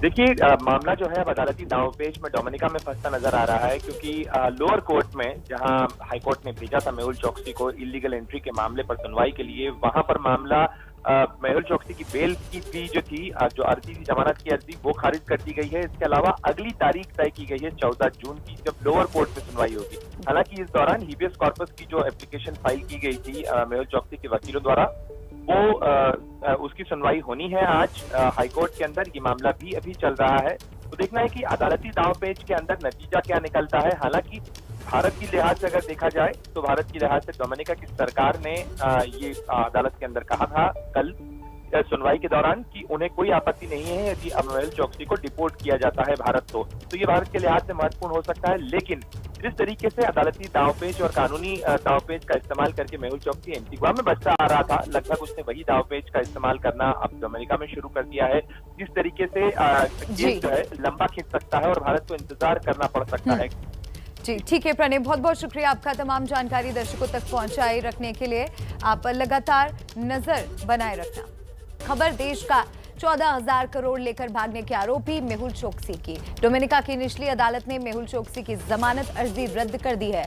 आपको बता दें कि डोमिनिका में अवैध रूप से घुसपैठ के आरोप में मजिस्ट्रेट के सामने पेश होने के लिए कहा गया था, जहां मेहुल ने अवैध घुसपैठ के आरोपों को नकारते हुए जमानत अर्जी दी, जिसे निचली अदालत ने रद्द कर दिया है। इस मामले की अगली सुनवाई 14 जून को होगी। वहीं डोमिनिका की हाईकोर्ट में भारतीय समय के मुताबिक आज शाम को मेहुल चौकसी पर सुनवाई होनी है। गिरफ्तारी के 72 घंटे के अंदर मजिस्ट्रेट के सामने पेश नहीं करने पर कल डोमिनिका की अदालत ने पहले मजिस्ट्रेट के सामने पेश होने के लिए कहा था। तो ये बड़ी खबर आपको बता रहे हैं।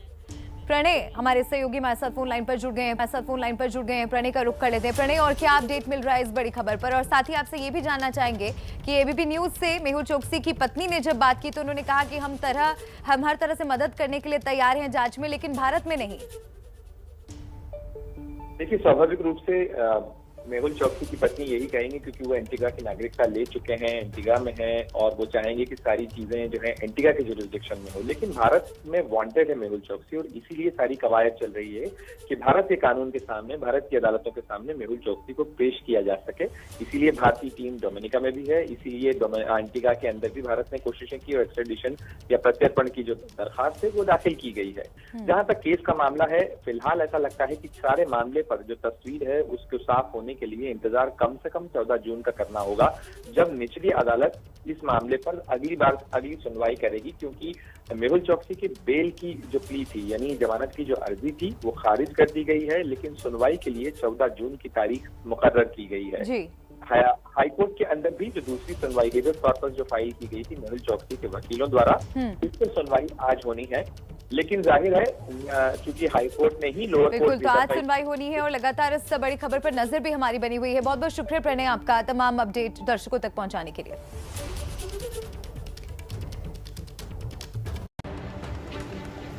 चेहरे पर मास्क, हाफ पैंट और टी शर्ट पहने व्हील चेयर पर बैठा ये मेहुल चौकसी है। 2 दिन पहले शरीर पर चोट की तस्वीरों के बाद अब मेहुल चौकसी की ये ताज़ा तस्वीरें हैं जिसमें वो व्हील चेयर पर बैठा है। मेहुल चौकसी की ये सबसे ताज़ा तस्वीरें उस समय की हैं जब बुधवार को मेहुल सुनवाई के लिए अस्पताल से डोमिनिका की निचली अदालत पहुंचा। दरअसल मेहुल चौकसी के वकील का आरोप है कि मेहुल का अपहरण करके एंटीगुआ से डोमिनिका लाया गया है, जबकि डोमिनिका पुलिस अवैध एंट्री के आरोप में मेहुल चोकसी की गिरफ्तारी दिखा रही है। डोमिनिका के नियम के मुताबिक गिरफ्तारी के 72 घंटे के अंदर मजिस्ट्रेट के सामने पेश करना पड़ता है, जो कि डोमिनिका की पुलिस ने नहीं किया। अपनी मर्जी से डोमिनिका नहीं गई हैं, तो वो वहाँ पर सेक्शन 6 के हिसाब से, Dominica passport and immigration act के हिसाब से वो प्रोहिबिटेड इमिग्रेंट नहीं हैं। करीब 14,000 करोड़ के पीएनबी घोटाले के आरोपी मेहुल चोकसी को वापस एंटीगुआ भेजने या भारत प्रत्यर्पण को लेकर आज शाम डोमिनिका ईस्टर्न हाई कोर्ट में एक बार फिर सुनवाई होनी है।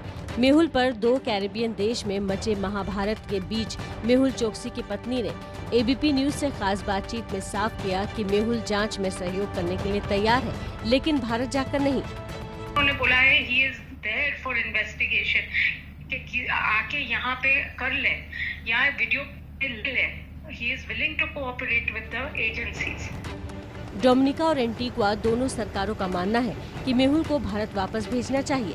हालांकि ये फैसला डोमिनिका की अदालत को करना है कि मेहुल चोकसी को भारत वापस भेजना है या एंटीगुआ। तो मेहुल चोकसी को राहत मिलती है नहीं, ये तय होगा हाईकोर्ट के फैसले पर, जिसमें आज शाम सुनवाई होनी है। उस पर भी हमारी नजर बनी रहेगी। सुप्रीम कोर्ट ने केंद्र की वैक्सीनेशन पॉलिसी को मनमाना बताया है। साथ ही ये टिप्पणी भी की है कि केंद्र की नीति कसौटी पर खरी नहीं उतरती।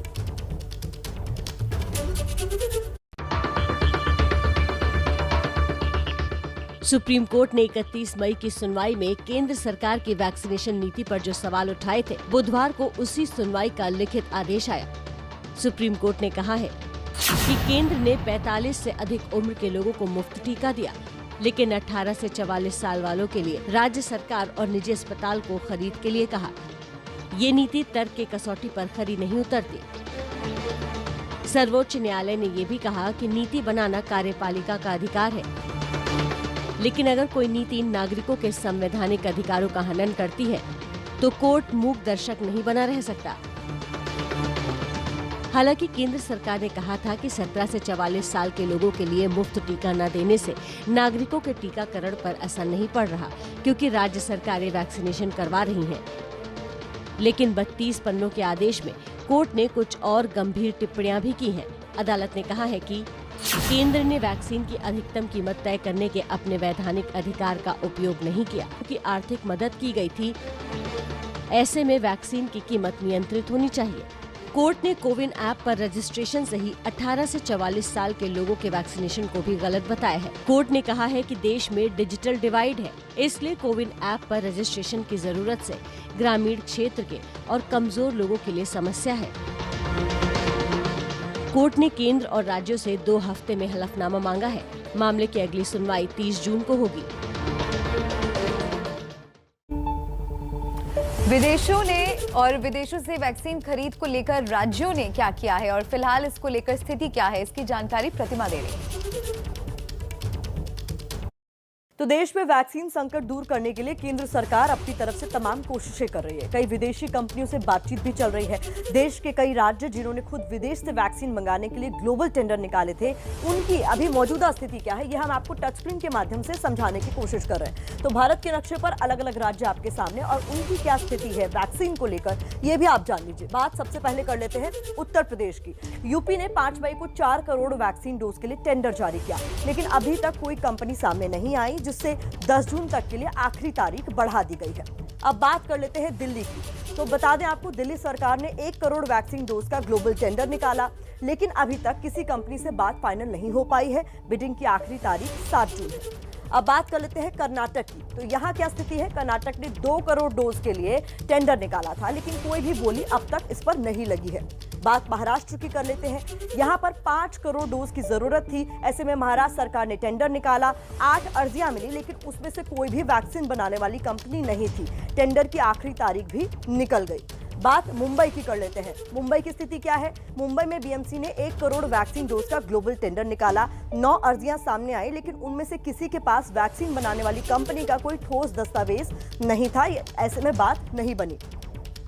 बात कर लेते हैं उड़ीसा की। उड़ीसा ने 3 करोड़ 80 लाख वैक्सीन डोज का ग्लोबल टेंडर निकाला है। 4 जून तक बोली लगाई जा सकती है। बात कर लेते हैं तमिलनाडु की। तो यहाँ क्या स्थिति है? तमिलनाडु ने 3 करोड़ 50 लाख वैक्सीन डोज का ग्लोबल टेंडर निकाला है। 5 जून तक बोली लगाई जा सकती है। अब बात कर लेते हैं केरल की। यहाँ ये स्थिति है कि यहाँ 3 करोड़ वैक्सीन की जरूरत है, जिसके लिए टेंडर निकाला गया। 5 जून तक यहाँ भी बोली लगाई जा सकेगी। बात कर लेते हैं राजस्थान की। तो यहाँ पर राजस्थान ने 1 करोड़ वैक्सीन डोज के लिए बिड मंगाई थी। इस पर राज्य सरकार ने कोई खुलासा फिलहाल नहीं किया है। और बात आखिर में आंध्र प्रदेश की। तो यहाँ ये स्थिति है कि आंध्र प्रदेश ने 1 करोड़ डोज के लिए टेंडर निकाला। आज यानी 3 जून तक बिड जमा की जा सकती है। तो इस पर हमारी नजर लगातार बनी रहेगी। Drug controller general of India यानी DCGI ने विदेश में बने कोरोना वैक्सीन के लिए नियमों में छूट दी है। अब बिना ब्रिज ट्रायल के लग सकेगा टीका।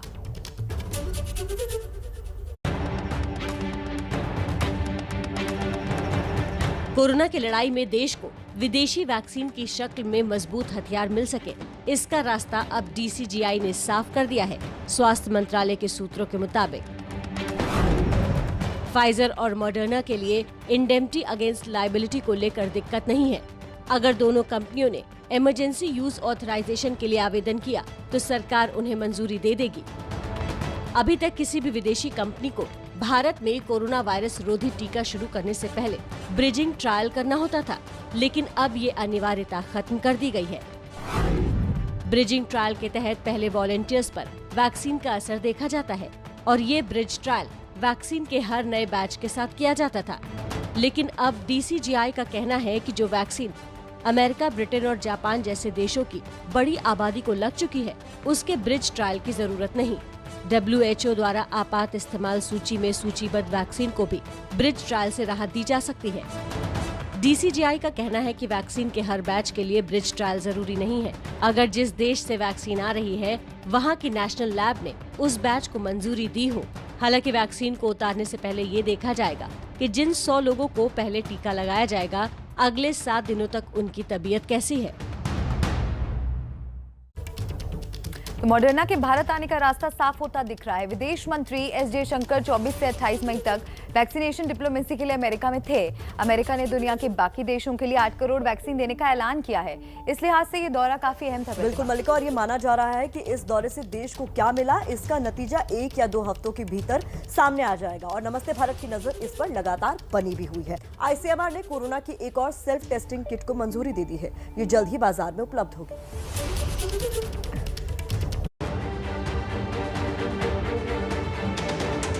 सरकार एक तरफ वैक्सीनेशन को बढ़ाने पर जोर दे रही है, तो दूसरी ओर टेस्टिंग की रफ्तार को धार मिल सके, इसलिए ICMR ने नई टेस्टिंग किट को मंजूरी दे दी है। इस नई टेस्ट किट का नाम है पैन बायो कोविड-19 एंटीजन रैपिड टेस्ट। ये किट भी नेजल स्वैब के आधार पर काम करती है। इसे एबॉट रैपिड डायग्नोस्टिक ने बनाया है। इस किट की मदद से कोई भी व्यक्ति घर बैठे अपना कोरोना टेस्ट खुद कर सकता है और सिर्फ कुछ मिनटों में इसके नतीजे आ जाएंगे। हालांकि किट की कीमत क्या होगी, ये कब से बाजार में उपलब्ध होगी, इससे जुड़ी जानकारी अभी सामने नहीं आई है।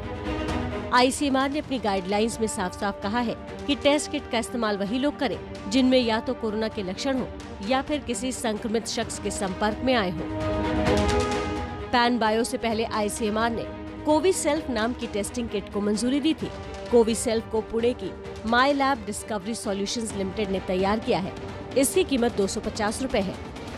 जूनियर पहलवान सागर मर्डर केस में ओलंपियन सुशील कुमार पर शिकंजा कसता जा रहा है।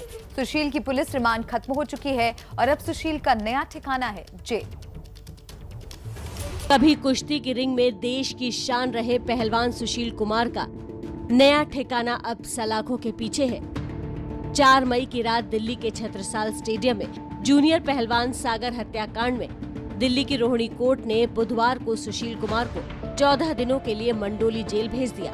बुधवार को सुनवाई के दौरान पुलिस ने एक बार फिर सुशील की कस्टडी मांगी। पुलिस का कहना था कि जांच के लिए सुशील को हरिद्वार और पंजाब ले जाने की जरूरत है, लेकिन अदालत ने पुलिस रिमांड बढ़ाने की जगह सुशील को जेल भेज दिया। सुशील के वकील ने जेल में सुरक्षा की मांग उठाते हुए सुशील को अलग सेल में रखने की मांग की।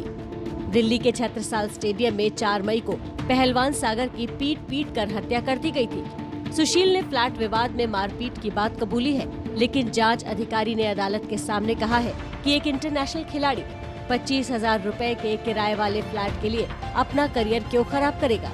सागर की हत्या का सच देश के सामने आना बाकी है, लेकिन जिस तरह हत्या और आरोप में सुशील ने जेल तक का सफर तय किया है, उससे सुशील की साख पर बट्टा जरूर लगा है। खबर यह है कि फिल्म अभिनेता टाइगर श्रॉफ मुश्किलों में फंस गए हैं। क्या है पूरा मामला, जानिए।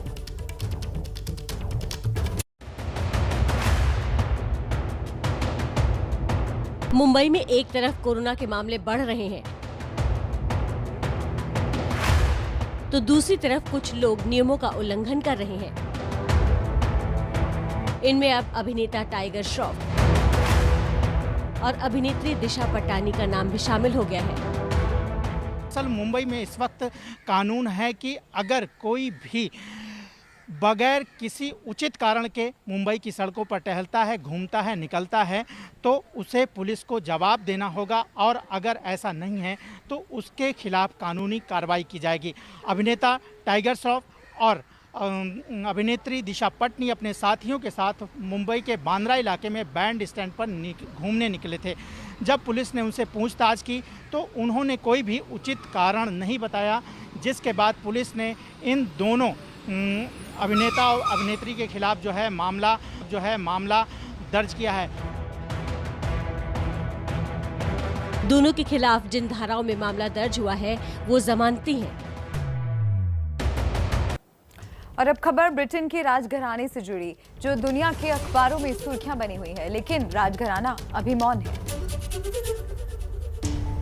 ब्रिटेन का शाही घराना एक बार फिर विवादों में घिर गया है। प्रिंस हैरी और मेगन मर्कल के गंभीर आरोपों के बाद राजघराने पर रंगभेद के आरोप लगे हैं। गार्जियन न्यूज़पेपर ने इस पर विस्तृत रिपोर्ट छापी है, जिस पर एक बार फिर हड़कंप मच गया है। रिपोर्ट में क्वीन एलिजाबेथ के खिलाफ फाइनेंशियल चीफ मैनेजर के बयान को कोट किया है, जिन्होंने एक अधिकारी को बताया था कि 1968 में विदेशी और अश्वेत अप्रवासियों को राजघराने में क्लरिकल काम करने की इजाजत नहीं थी, उन्हें सिर्फ घरेलू काम के लिए रखा जा सकता था। रिपोर्ट में इस बात का खुलासा भी है कि महारानी एलिजाबेथ द्वितीय 1970 में लागू हुए समानता के कानून से 4 दशकों तक मुक्त थी। इस रिपोर्ट के सामने आने के बाद बकिंघम पैलेस एक बार फिर सवालों में है, और इस रिपोर्ट ने प्रिंसेस मेगन मर्कल के आरोपों को भी बल देने का काम किया है। पंजाब में अगले साल विधानसभा के चुनाव होने हैं, लेकिन उससे पहले वहां जोरदार टक्कर शुरू हो गई है। पंजाब में कैप्टन और सिद्धू जैसे 2 दिग्गज आमने सामने हैं, और इस पार्ट के बीच कांग्रेस पिस रही है।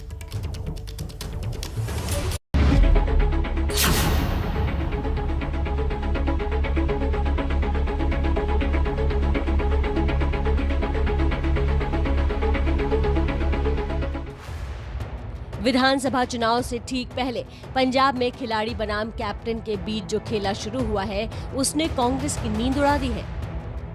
सिद्धू और परगट सिंह समेत कांग्रेस नेताओं की एक लंबी लिस्ट है जो कैप्टन के खिलाफ खुलकर खड़ी है, और अब नजरें इस बात पर टिकी हैं कि पुराने खिलाड़ी कैप्टन क्या दांव खेलते हैं। पंजाब की उठापटक खत्म करने के लिए दिल्ली दरबार में बैठकों का दौर जारी है। इसी सिलसिले में खड़गे, हरीश रावत और जेपी अग्रवाल की सदस्यता वाले पैनल को आज विधानसभा चुनाव में हारे उम्मीदवारों से मिलना है। सीएम कैप्टन अमरिंदर सिंह भी आज शाम या कल दिल्ली में कमेटी से मुलाकात करने वाले हैं। दरअसल जिन मुद्दों को लेकर कैप्टन के खिलाफ मोर्चा खोला गया है, उसमें गुरु ग्रंथ साहब बेअदबी मामले में नाकामी, बादल परिवार के साथ सांठगांठ के आरोप और 2017 के चुनावी वादे पूरे नहीं करना शामिल है। हालांकि कैप्टन की तरफ से दावा किया जा रहा है कि 85% काम पूरा हो चुका है। अब तो कैप्टन को हटाने तक की मांग हो रही है। कहती ये रहे है कि जदों तुसीं 4.5 सालों च इंसाफ नहीं दिवा सके ਤਾਂ 6 ਮਹੀਨੇ ਸੋ ਤੋਂ ਕੀ ਆਸ ਕਰੀਏ। अगर ਜੇ सरकार ਵਧੀਆ नहीं चलती तो मुखी बदला जा सकता। सूत्रों के मुताबिक कांग्रेस कमेटी भी इसी फॉर्मूले पर काम कर रही है कि पंजाब में पार्टी प्रमुख बदला जाए या मंत्रिमंडल में फेरबदल हो, क्योंकि चुनाव से पहले न तो कैप्टन और न ही सिद्धू की नाराजगी पार्टी बचा पाएगी। एक तरफ सिद्धू कैप्टन की कलह चल रही है, वहीं सिद्धू के अपने क्षेत्र में ही उनकी गुमशुदगी के पोस्टर भी लग गए हैं। कैप्टन की पत्नी सांसद परिणीत कौर ने भी सिद्धू पर निशाना साधते हुए अपने क्षेत्र पर ध्यान देने की सलाह दी है। और इसी खबर पर ज्यादा जानकारी के लिए हमारे दो सहयोगी हमारे साथ जुड़ रहे हैं, जगविंदर और जैनेंद्र। सबसे पहले जगविंदर के पास चलते हैं और उनसे जानते हैं कि क्या कुछ इस पूरी खबर पर अपडेट मिल रहा है। जगविंदर, ये कलह तो लगातार बढ़ती ही जा रही है, क्या लग रहा है आगे किस तरह के समीकरण?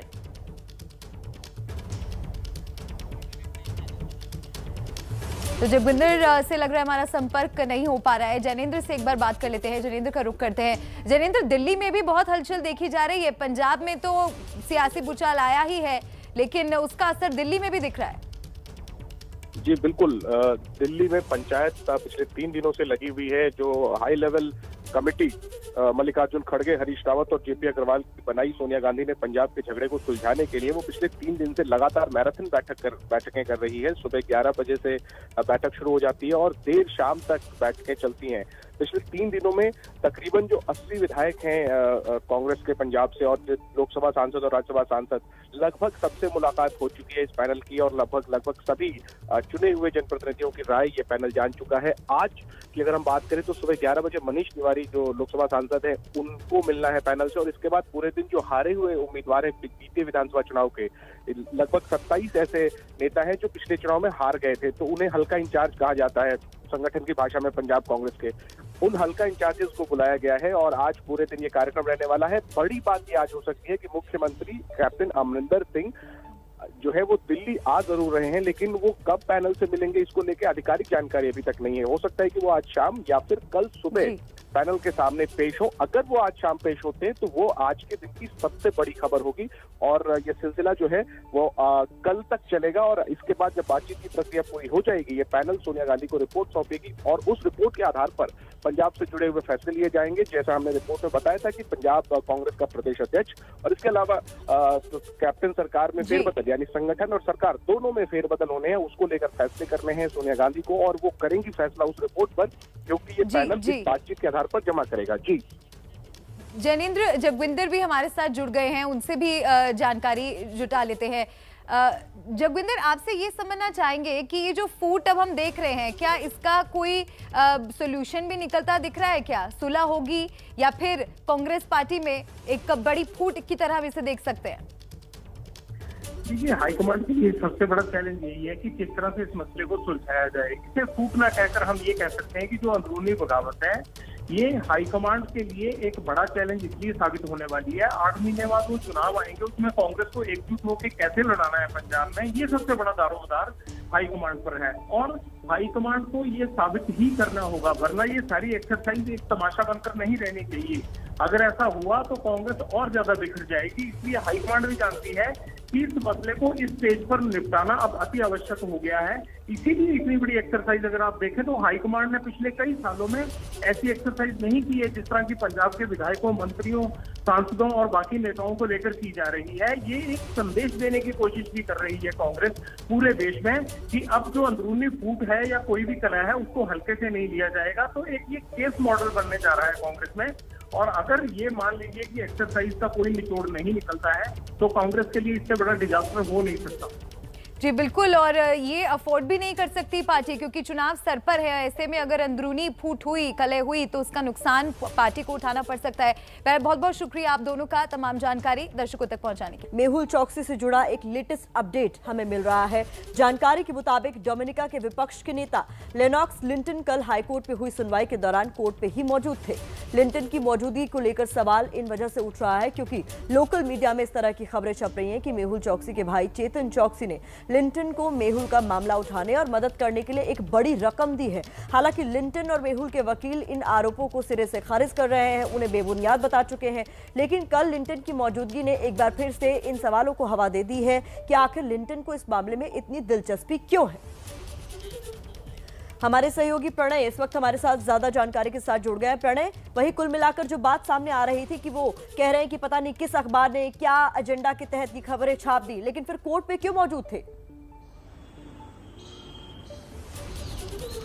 देखिए, इस बारे में हमने लिंटन से सवाल किए हैं, लेकिन लिंटन की तरफ से अभी फिलहाल कोई जवाब नहीं आया है। ये मीडिया रिपोर्ट्स ही हैं अभी तक तो, जो स्थानीय मीडिया में प्रकाशित हुई हैं। पिछली बार इस तरीके की रिपोर्ट जब आई थी तो लिंटन ने उसे खारिज किया था। लेकिन इस मामले से अलग जो सबसे महत्वपूर्ण मामला भारत के लिहाज से वो ये है कि फिलहाल डोमिनिका में जो कानूनी कवायद चल रही है उसका ऊंट किस करवट बैठता है, ये रुख क्या होता है, क्योंकि ये मामला अब कानूनी दांवपेच में उलझता हुआ फिलहाल नजर आ रहा है। हाईकोर्ट ने कल की सुनवाई के दौरान मामले को लोअर कोर्ट के पास भेजा था।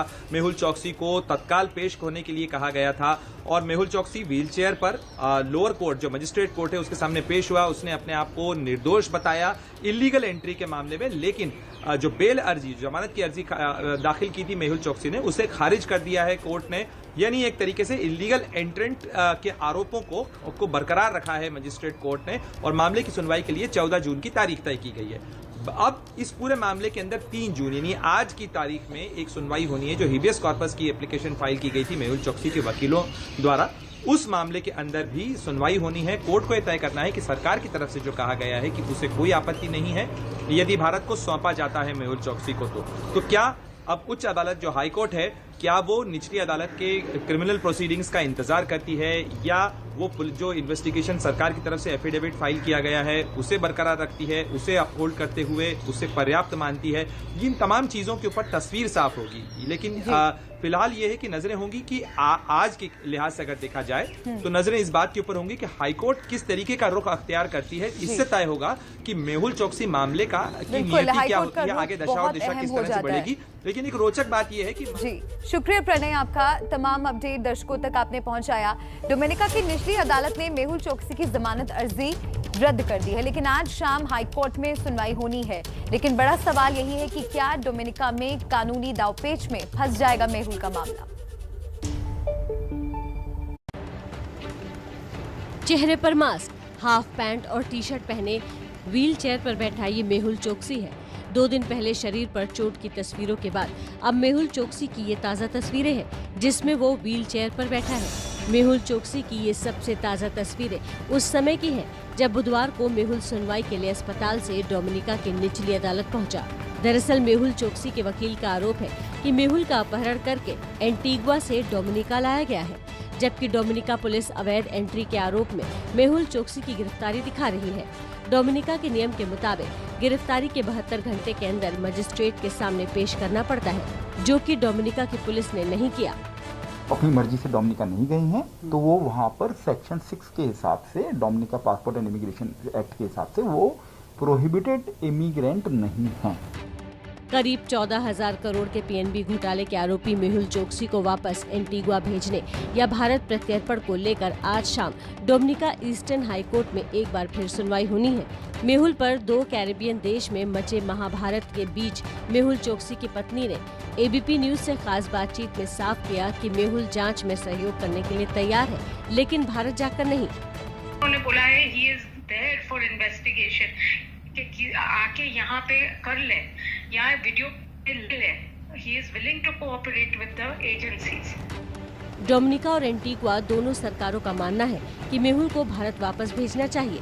हालांकि ये फैसला डोमिनिका की अदालत को करना है कि मेहुल चौकसी को भारत वापस भेजना है या एंटीगुआ। केंद्र सरकार आज सीबीएसई की 12वीं की परीक्षा रद्द करने की आधिकारिक जानकारी सुप्रीम कोर्ट को देगी। कोर्ट ने सरकार को फैसला लेने के लिए समय देते हुए सुनवाई के लिए आज की तारीख तय की थी। आज की सुनवाई इसलिए अहम है क्योंकि कोर्ट में राज्य की शिक्षा बोर्ड की परीक्षाओं को भी रद्द करने की मांग उठ सकती है। अब रिजल्ट हमारे प्रीवियस रिजल्ट्स के बेसिस पे या प्री बोर्ड्स पे करा जा सकता है। जिन्होंने पूरे साल पढ़ा है उनके लिए मे बी एक फेयर डिसीजन ना हो। सबको एक ही साथ प्रमोट कर देंगे तो ये गलत होगा, क्योंकि जो बच्चा ज़्यादा मेहनत कर रहा है और जो कम मेहनत कर रहा है तो उनमें एक डिस्टिंग्विश, मतलब उनके बीच में एक अंतर तो रहना चाहिए। एग्जाम्स हो जाते तो हमें परफॉर्म करने का एक मौका मिल जाता। 12th से कॉलेज अच्छा कॉलेज या बुरा कॉलेज डिसाइड होता है। फॉरेन यूनिवर्सिटीज़ में एडमिशन के लिए बोर्ड के परसेंटेज का बहुत वेटेज होता है, तो अगर हम अप्लाई नहीं कर पाएंगे वहाँ पे अगर हमें सेटिस्फाइड रिजल्ट नहीं मिला तो। सीबीएसई और आईसीएसई बोर्ड के बाद राजस्थान, हरियाणा, गुजरात, मध्य प्रदेश और उत्तराखंड ने 12वीं की परीक्षा रद्द करने का ऐलान कर दिया है। अब नजर उन राज्यों पर है जहां अभी परीक्षा कराने या रद्द करने पर फैसला नहीं लिया गया है। यूपी बोर्ड से जुड़े 26 लाख छात्र छात्राएं अभी राज्य सरकार के फैसले का इंतजार कर रहे हैं। डिप्टी सीएम दिनेश शर्मा संकेत दे चुके हैं कि 12वीं की परीक्षा रद्द की जाएगी। इस मुद्दे पर आज दिनेश शर्मा सीएम योगी से मुलाकात करेंगे। तो मैं समझता हूँ कि माननीय मुख्यमंत्री जी के साथ में हम लोग बैठ के पूरी प्रदेश के संदर्भ में स्थितियों का आकलन करते हुए निर्णय ले सकें, इसकी तरफ हम लोग विचारोपरांत ही हम लोग इसके तरफ बढ़ेंगे। हिमाचल प्रदेश सरकार स्कूल शिक्षा बोर्ड की परीक्षाओं को रद्द करने का फैसला 5 जून को होने वाली कैबिनेट की बैठक में ले सकती है। हिमाचल प्रदेश बोर्ड की बात है, उसी तर्ज पर हम आगे सारी चीजों को देख रहे हैं। निर्णय तो अंतिम हम इस सिलसिले में 5 तारीख को कैबिनेट की बैठक में लेंगे, लेकिन फिर भी उसके बावजूद इस दिशा में हम आगे बढ़ रहे हैं। तो मुझे लगता है कि अब थोड़ा फीडबैक भी ले रहे हैं। राज्यों में परीक्षाएं रद्द होने का सिलसिला जारी है, लेकिन इस बीच सबसे बड़ा सवाल ये है कि 12वीं के बच्चों का रिजल्ट किस आधार पर तैयार होगा। इससे पहले 10वीं के इम्तिहान भी रद्द हुए थे, लेकिन तब ऐसे सवाल नहीं उठे क्योंकि 10वीं के बाद ये तय होता है कि बच्चा 11वीं में जाएगा, लेकिन 12वीं के बाद बच्चे को अपने चुने हुए करियर की राह पर निकलना होता है। इसलिए 12वीं की परीक्षा रद्द होने के बाद सवालों का पिटारा खुल गया है। आप सभी के मन में एक सवाल होगा कि 12वीं के बच्चों के मार्क्स के मूल्यांकन का फॉर्मूला क्या हो सकता है, बता रही है मलिका टच स्क्रीन के जरिए। तो देखिए, परीक्षा तो रद्द हो गई है, लेकिन इम्तिहान अब भी बाकी है। अब बहस इस मुद्दे पर है कि 12वीं के बच्चों का जो नतीजा होगा, जो रिजल्ट घोषित किया जाएगा, उसका आधार क्या होगा। 12वीं के बच्चों के लिए मूल्यांकन के लिए सरकार अभी अपने फॉर्मूले का ऐलान करेगी, लेकिन उससे पहले कई फॉर्मूलों की चर्चा भी चल रही है। आपको टच स्क्रीन के जरिए हम समझाते हैं कि क्या है वो संभावित क्राइटेरिया। ऑब्जेक्टिव क्राइटेरिया इसमें सबसे पहला है, आइए उसके बारे में बात कर लेते हैं। सबसे पहला है ऑब्जेक्टिव क्राइटेरिया, जिसको माना जा रहा है कि ये 5 पॉइंट्स होते हैं। क्राइटेरिया इसमें यह है कि स्कूल में बच्चे के साल भर के प्रदर्शन को आधार बनाया जा सकता है और पूरे साल हुए टेस्ट के नंबर के आधार पर मार्किंग इसमें की जाती है। रेफरेंस ईयर पॉलिसी लागू की जाती है, जिसमें स्कूल को पिछले 3 साल में सबसे अच्छे प्रदर्शन वाला साल चुनना होता है। रेफरेंस ईयर में सबसे ज्यादा नंबर से ज्यादा मार्क्स नहीं दिए जा सकते। और चलिए आगे बढ़ते हैं और जान लेते हैं कि दूसरा फॉर्मूला क्या हो सकता है। प्री बोर्ड के आधार पर भी मार्किंग की जा सकती है। इसके नियम के मुताबिक स्कूल के प्री बोर्ड के जो आपके मार्क्स हैं उसको मुख्य आधार बनाया जा सकता है। इसके बाद स्कूल में पूरे साल हुए टेस्ट के नंबर को देखा जाएगा, साथ ही साल भर हुए प्रैक्टिकल असाइनमेंट्स और असाइनमेंट का भी मूल्यांकन होगा, जो भी आपकी असेसमेंट्स होंगी। इन सभी चीजों के आधार पर फाइनल रिजल्ट को तैयार किया जाएगा। आगे बढ़ते हैं और अब तीसरे फॉर्मूले की बात कर लेते हैं। तीसरा फॉर्मूला क्या है? पिछले प्रदर्शन को आधार बनाया जा सकता है इसमें। इसके मुताबिक छात्र के 10वीं, 11वीं और 12वीं के प्री बोर्ड इम्तिहान को मार्किंग का आधार बनाने की बात कही जा रही है। इसके साथ ही स्कूल में हुए इंटरनल टेस्ट के नंबर को भी फाइनल रिजल्ट में जोड़ा जा सकता है। तो ये है वो संभावित फॉर्मूले जिनके आधार पर 12वीं का रिजल्ट तैयार हो सकता है। तो वो कौन से संभावित फॉर्मूले हो सकते हैं जिनके आधार पर 12वीं के बच्चों का रिजल्ट तैयार हो सकता है? मलिका ने बेहद आसान भाषा में आपको समझा दिया। फिल्म अभिनेत्री जूही चावला की तरफ से टेक्नोलॉजी की टेस्टिंग को चुनौती देने वाली याचिका पर दिल्ली हाई कोर्ट में सुनवाई के दौरान एक ऐसा वाकया हुआ जो अब से पहले किसी ने ना देखा था और ना ही सुना था। 1993 में आई फिल्म हम है राही प्यार के इस गाने ने खूब धूम मचाई थी, लेकिन बुधवार को इसी गाने ने दिल्ली हाई कोर्ट को नाराज कर दिया। अदालत में 5G तकनीक की टेस्टिंग के मुद्दे पर वर्चुअल सुनवाई चल रही थी। तभी एक वकील तेज आवाज में ये गाना गुनगुनाने लगा।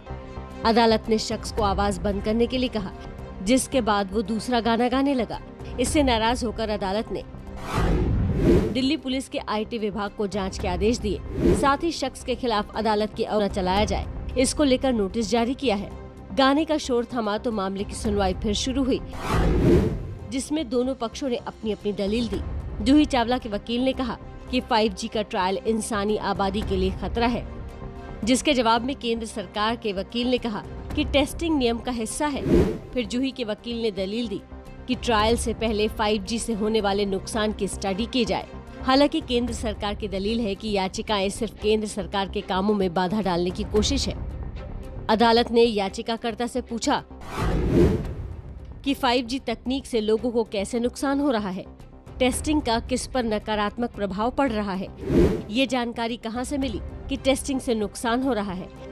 अदालत को इन सारे सवालों के ठोस जवाब जूही चावला के वकील नहीं दे सके, जिस पर अदालत ने कहा कि याचिका दाखिल करने से पहले बुनियादी सवालों के जवाब याचिकाकर्ता के पास होने चाहिए थे। फिलहाल अदालत ने याचिका पर अपना फैसला सुरक्षित रख लिया है और ये तय करेगी कि इस याचिका पर आगे सुनवाई की जा सकती है या नहीं।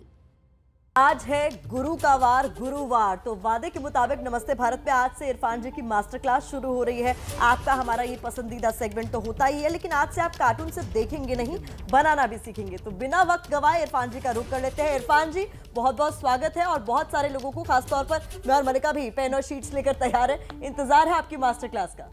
हेलो दोस्तों, जैसे कि मैंने वादा किया था कि हम लोग आपके लिए गुरुवार की मास्टर क्लास लेकर आएंगे। इस बार मैं आपके सामने हाजिर हूँ मास्टर क्लास की पहली क्लास के साथ में। तो सबसे पहले हम आपको ये बताएंगे कि कार्टून बनाने के लिए सबसे ज़रूरी चीज़ क्या है।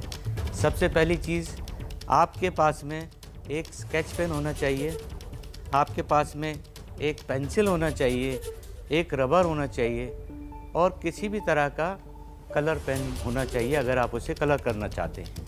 आपको क्या करना है वो मैं आपको बताता हूँ।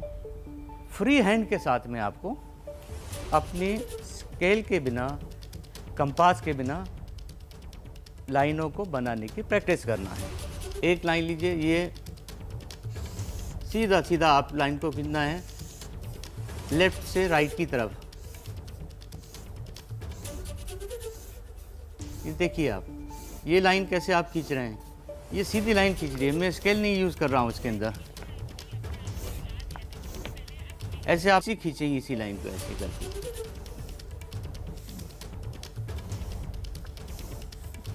ये प्रैक्टिस में आपके रोज़ आ जाएगा, इसी तरह से करते रहिए, ऐसे ऐसे खींचेंगे।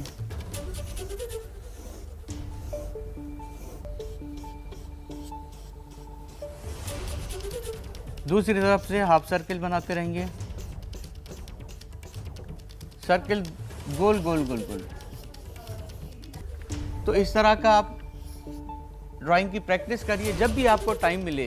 मास्टर क्लास का मकसद भी यही है कि अगर आपको कार्टून बनाने में थोड़ी भी दिलचस्पी है तो इरफान जी की मास्टर क्लास से आप बहुत कुछ सीख के जाएं। मैंने और मलिका ने भी कोशिश की। इरफान सर, आप इसके बाद हमें नंबर जरूर दीजिएगा। मैं अपना अगले हफ्ते चेक कराऊंगी। घर पे थोड़ी और प्रैक्टिस की जरूरत है मुझे। ऐसी प्रैक्टिस कीजिए, आप सब लोग भी इसी तरह से प्रैक्टिस कीजिए। हमने कुछ एंट्रीज भी बच्चों की मंगाई थी, लोगों की मंगाई थी, उसी तरह से हमको काफ़ी एंट्रीज मिली हैं। एक एंट्री हमको मिली है सामयक नाम के एक बच्चे की, जिसने बहुत खूबसूरत हमको एक कार्टून बना के भेजा है, मैसेज के साथ में भेजा है। कोरोना के ऊपर कार्टून है, आप भी उसी तरह के कार्टून बनाइए और भेजिए, हम लोग को हमारे साथ में जोड़िए। हम आपकी एंट्रीज को अच्छी होगी तो अपने चैनल पे इसी तरह से दिखाएंगे। प्रैक्टिस कीजिए और जब दोबारा मास्टर क्लास की शुरुआत होगी तो हो सकता है आप कार्टून बनाना सीख जाए।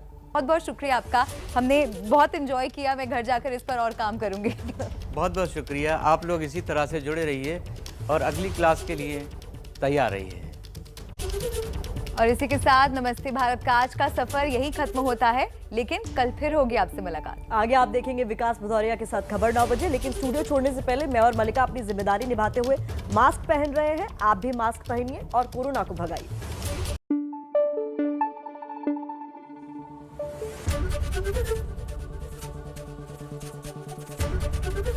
एबीपी न्यूज आपको रखे आगे।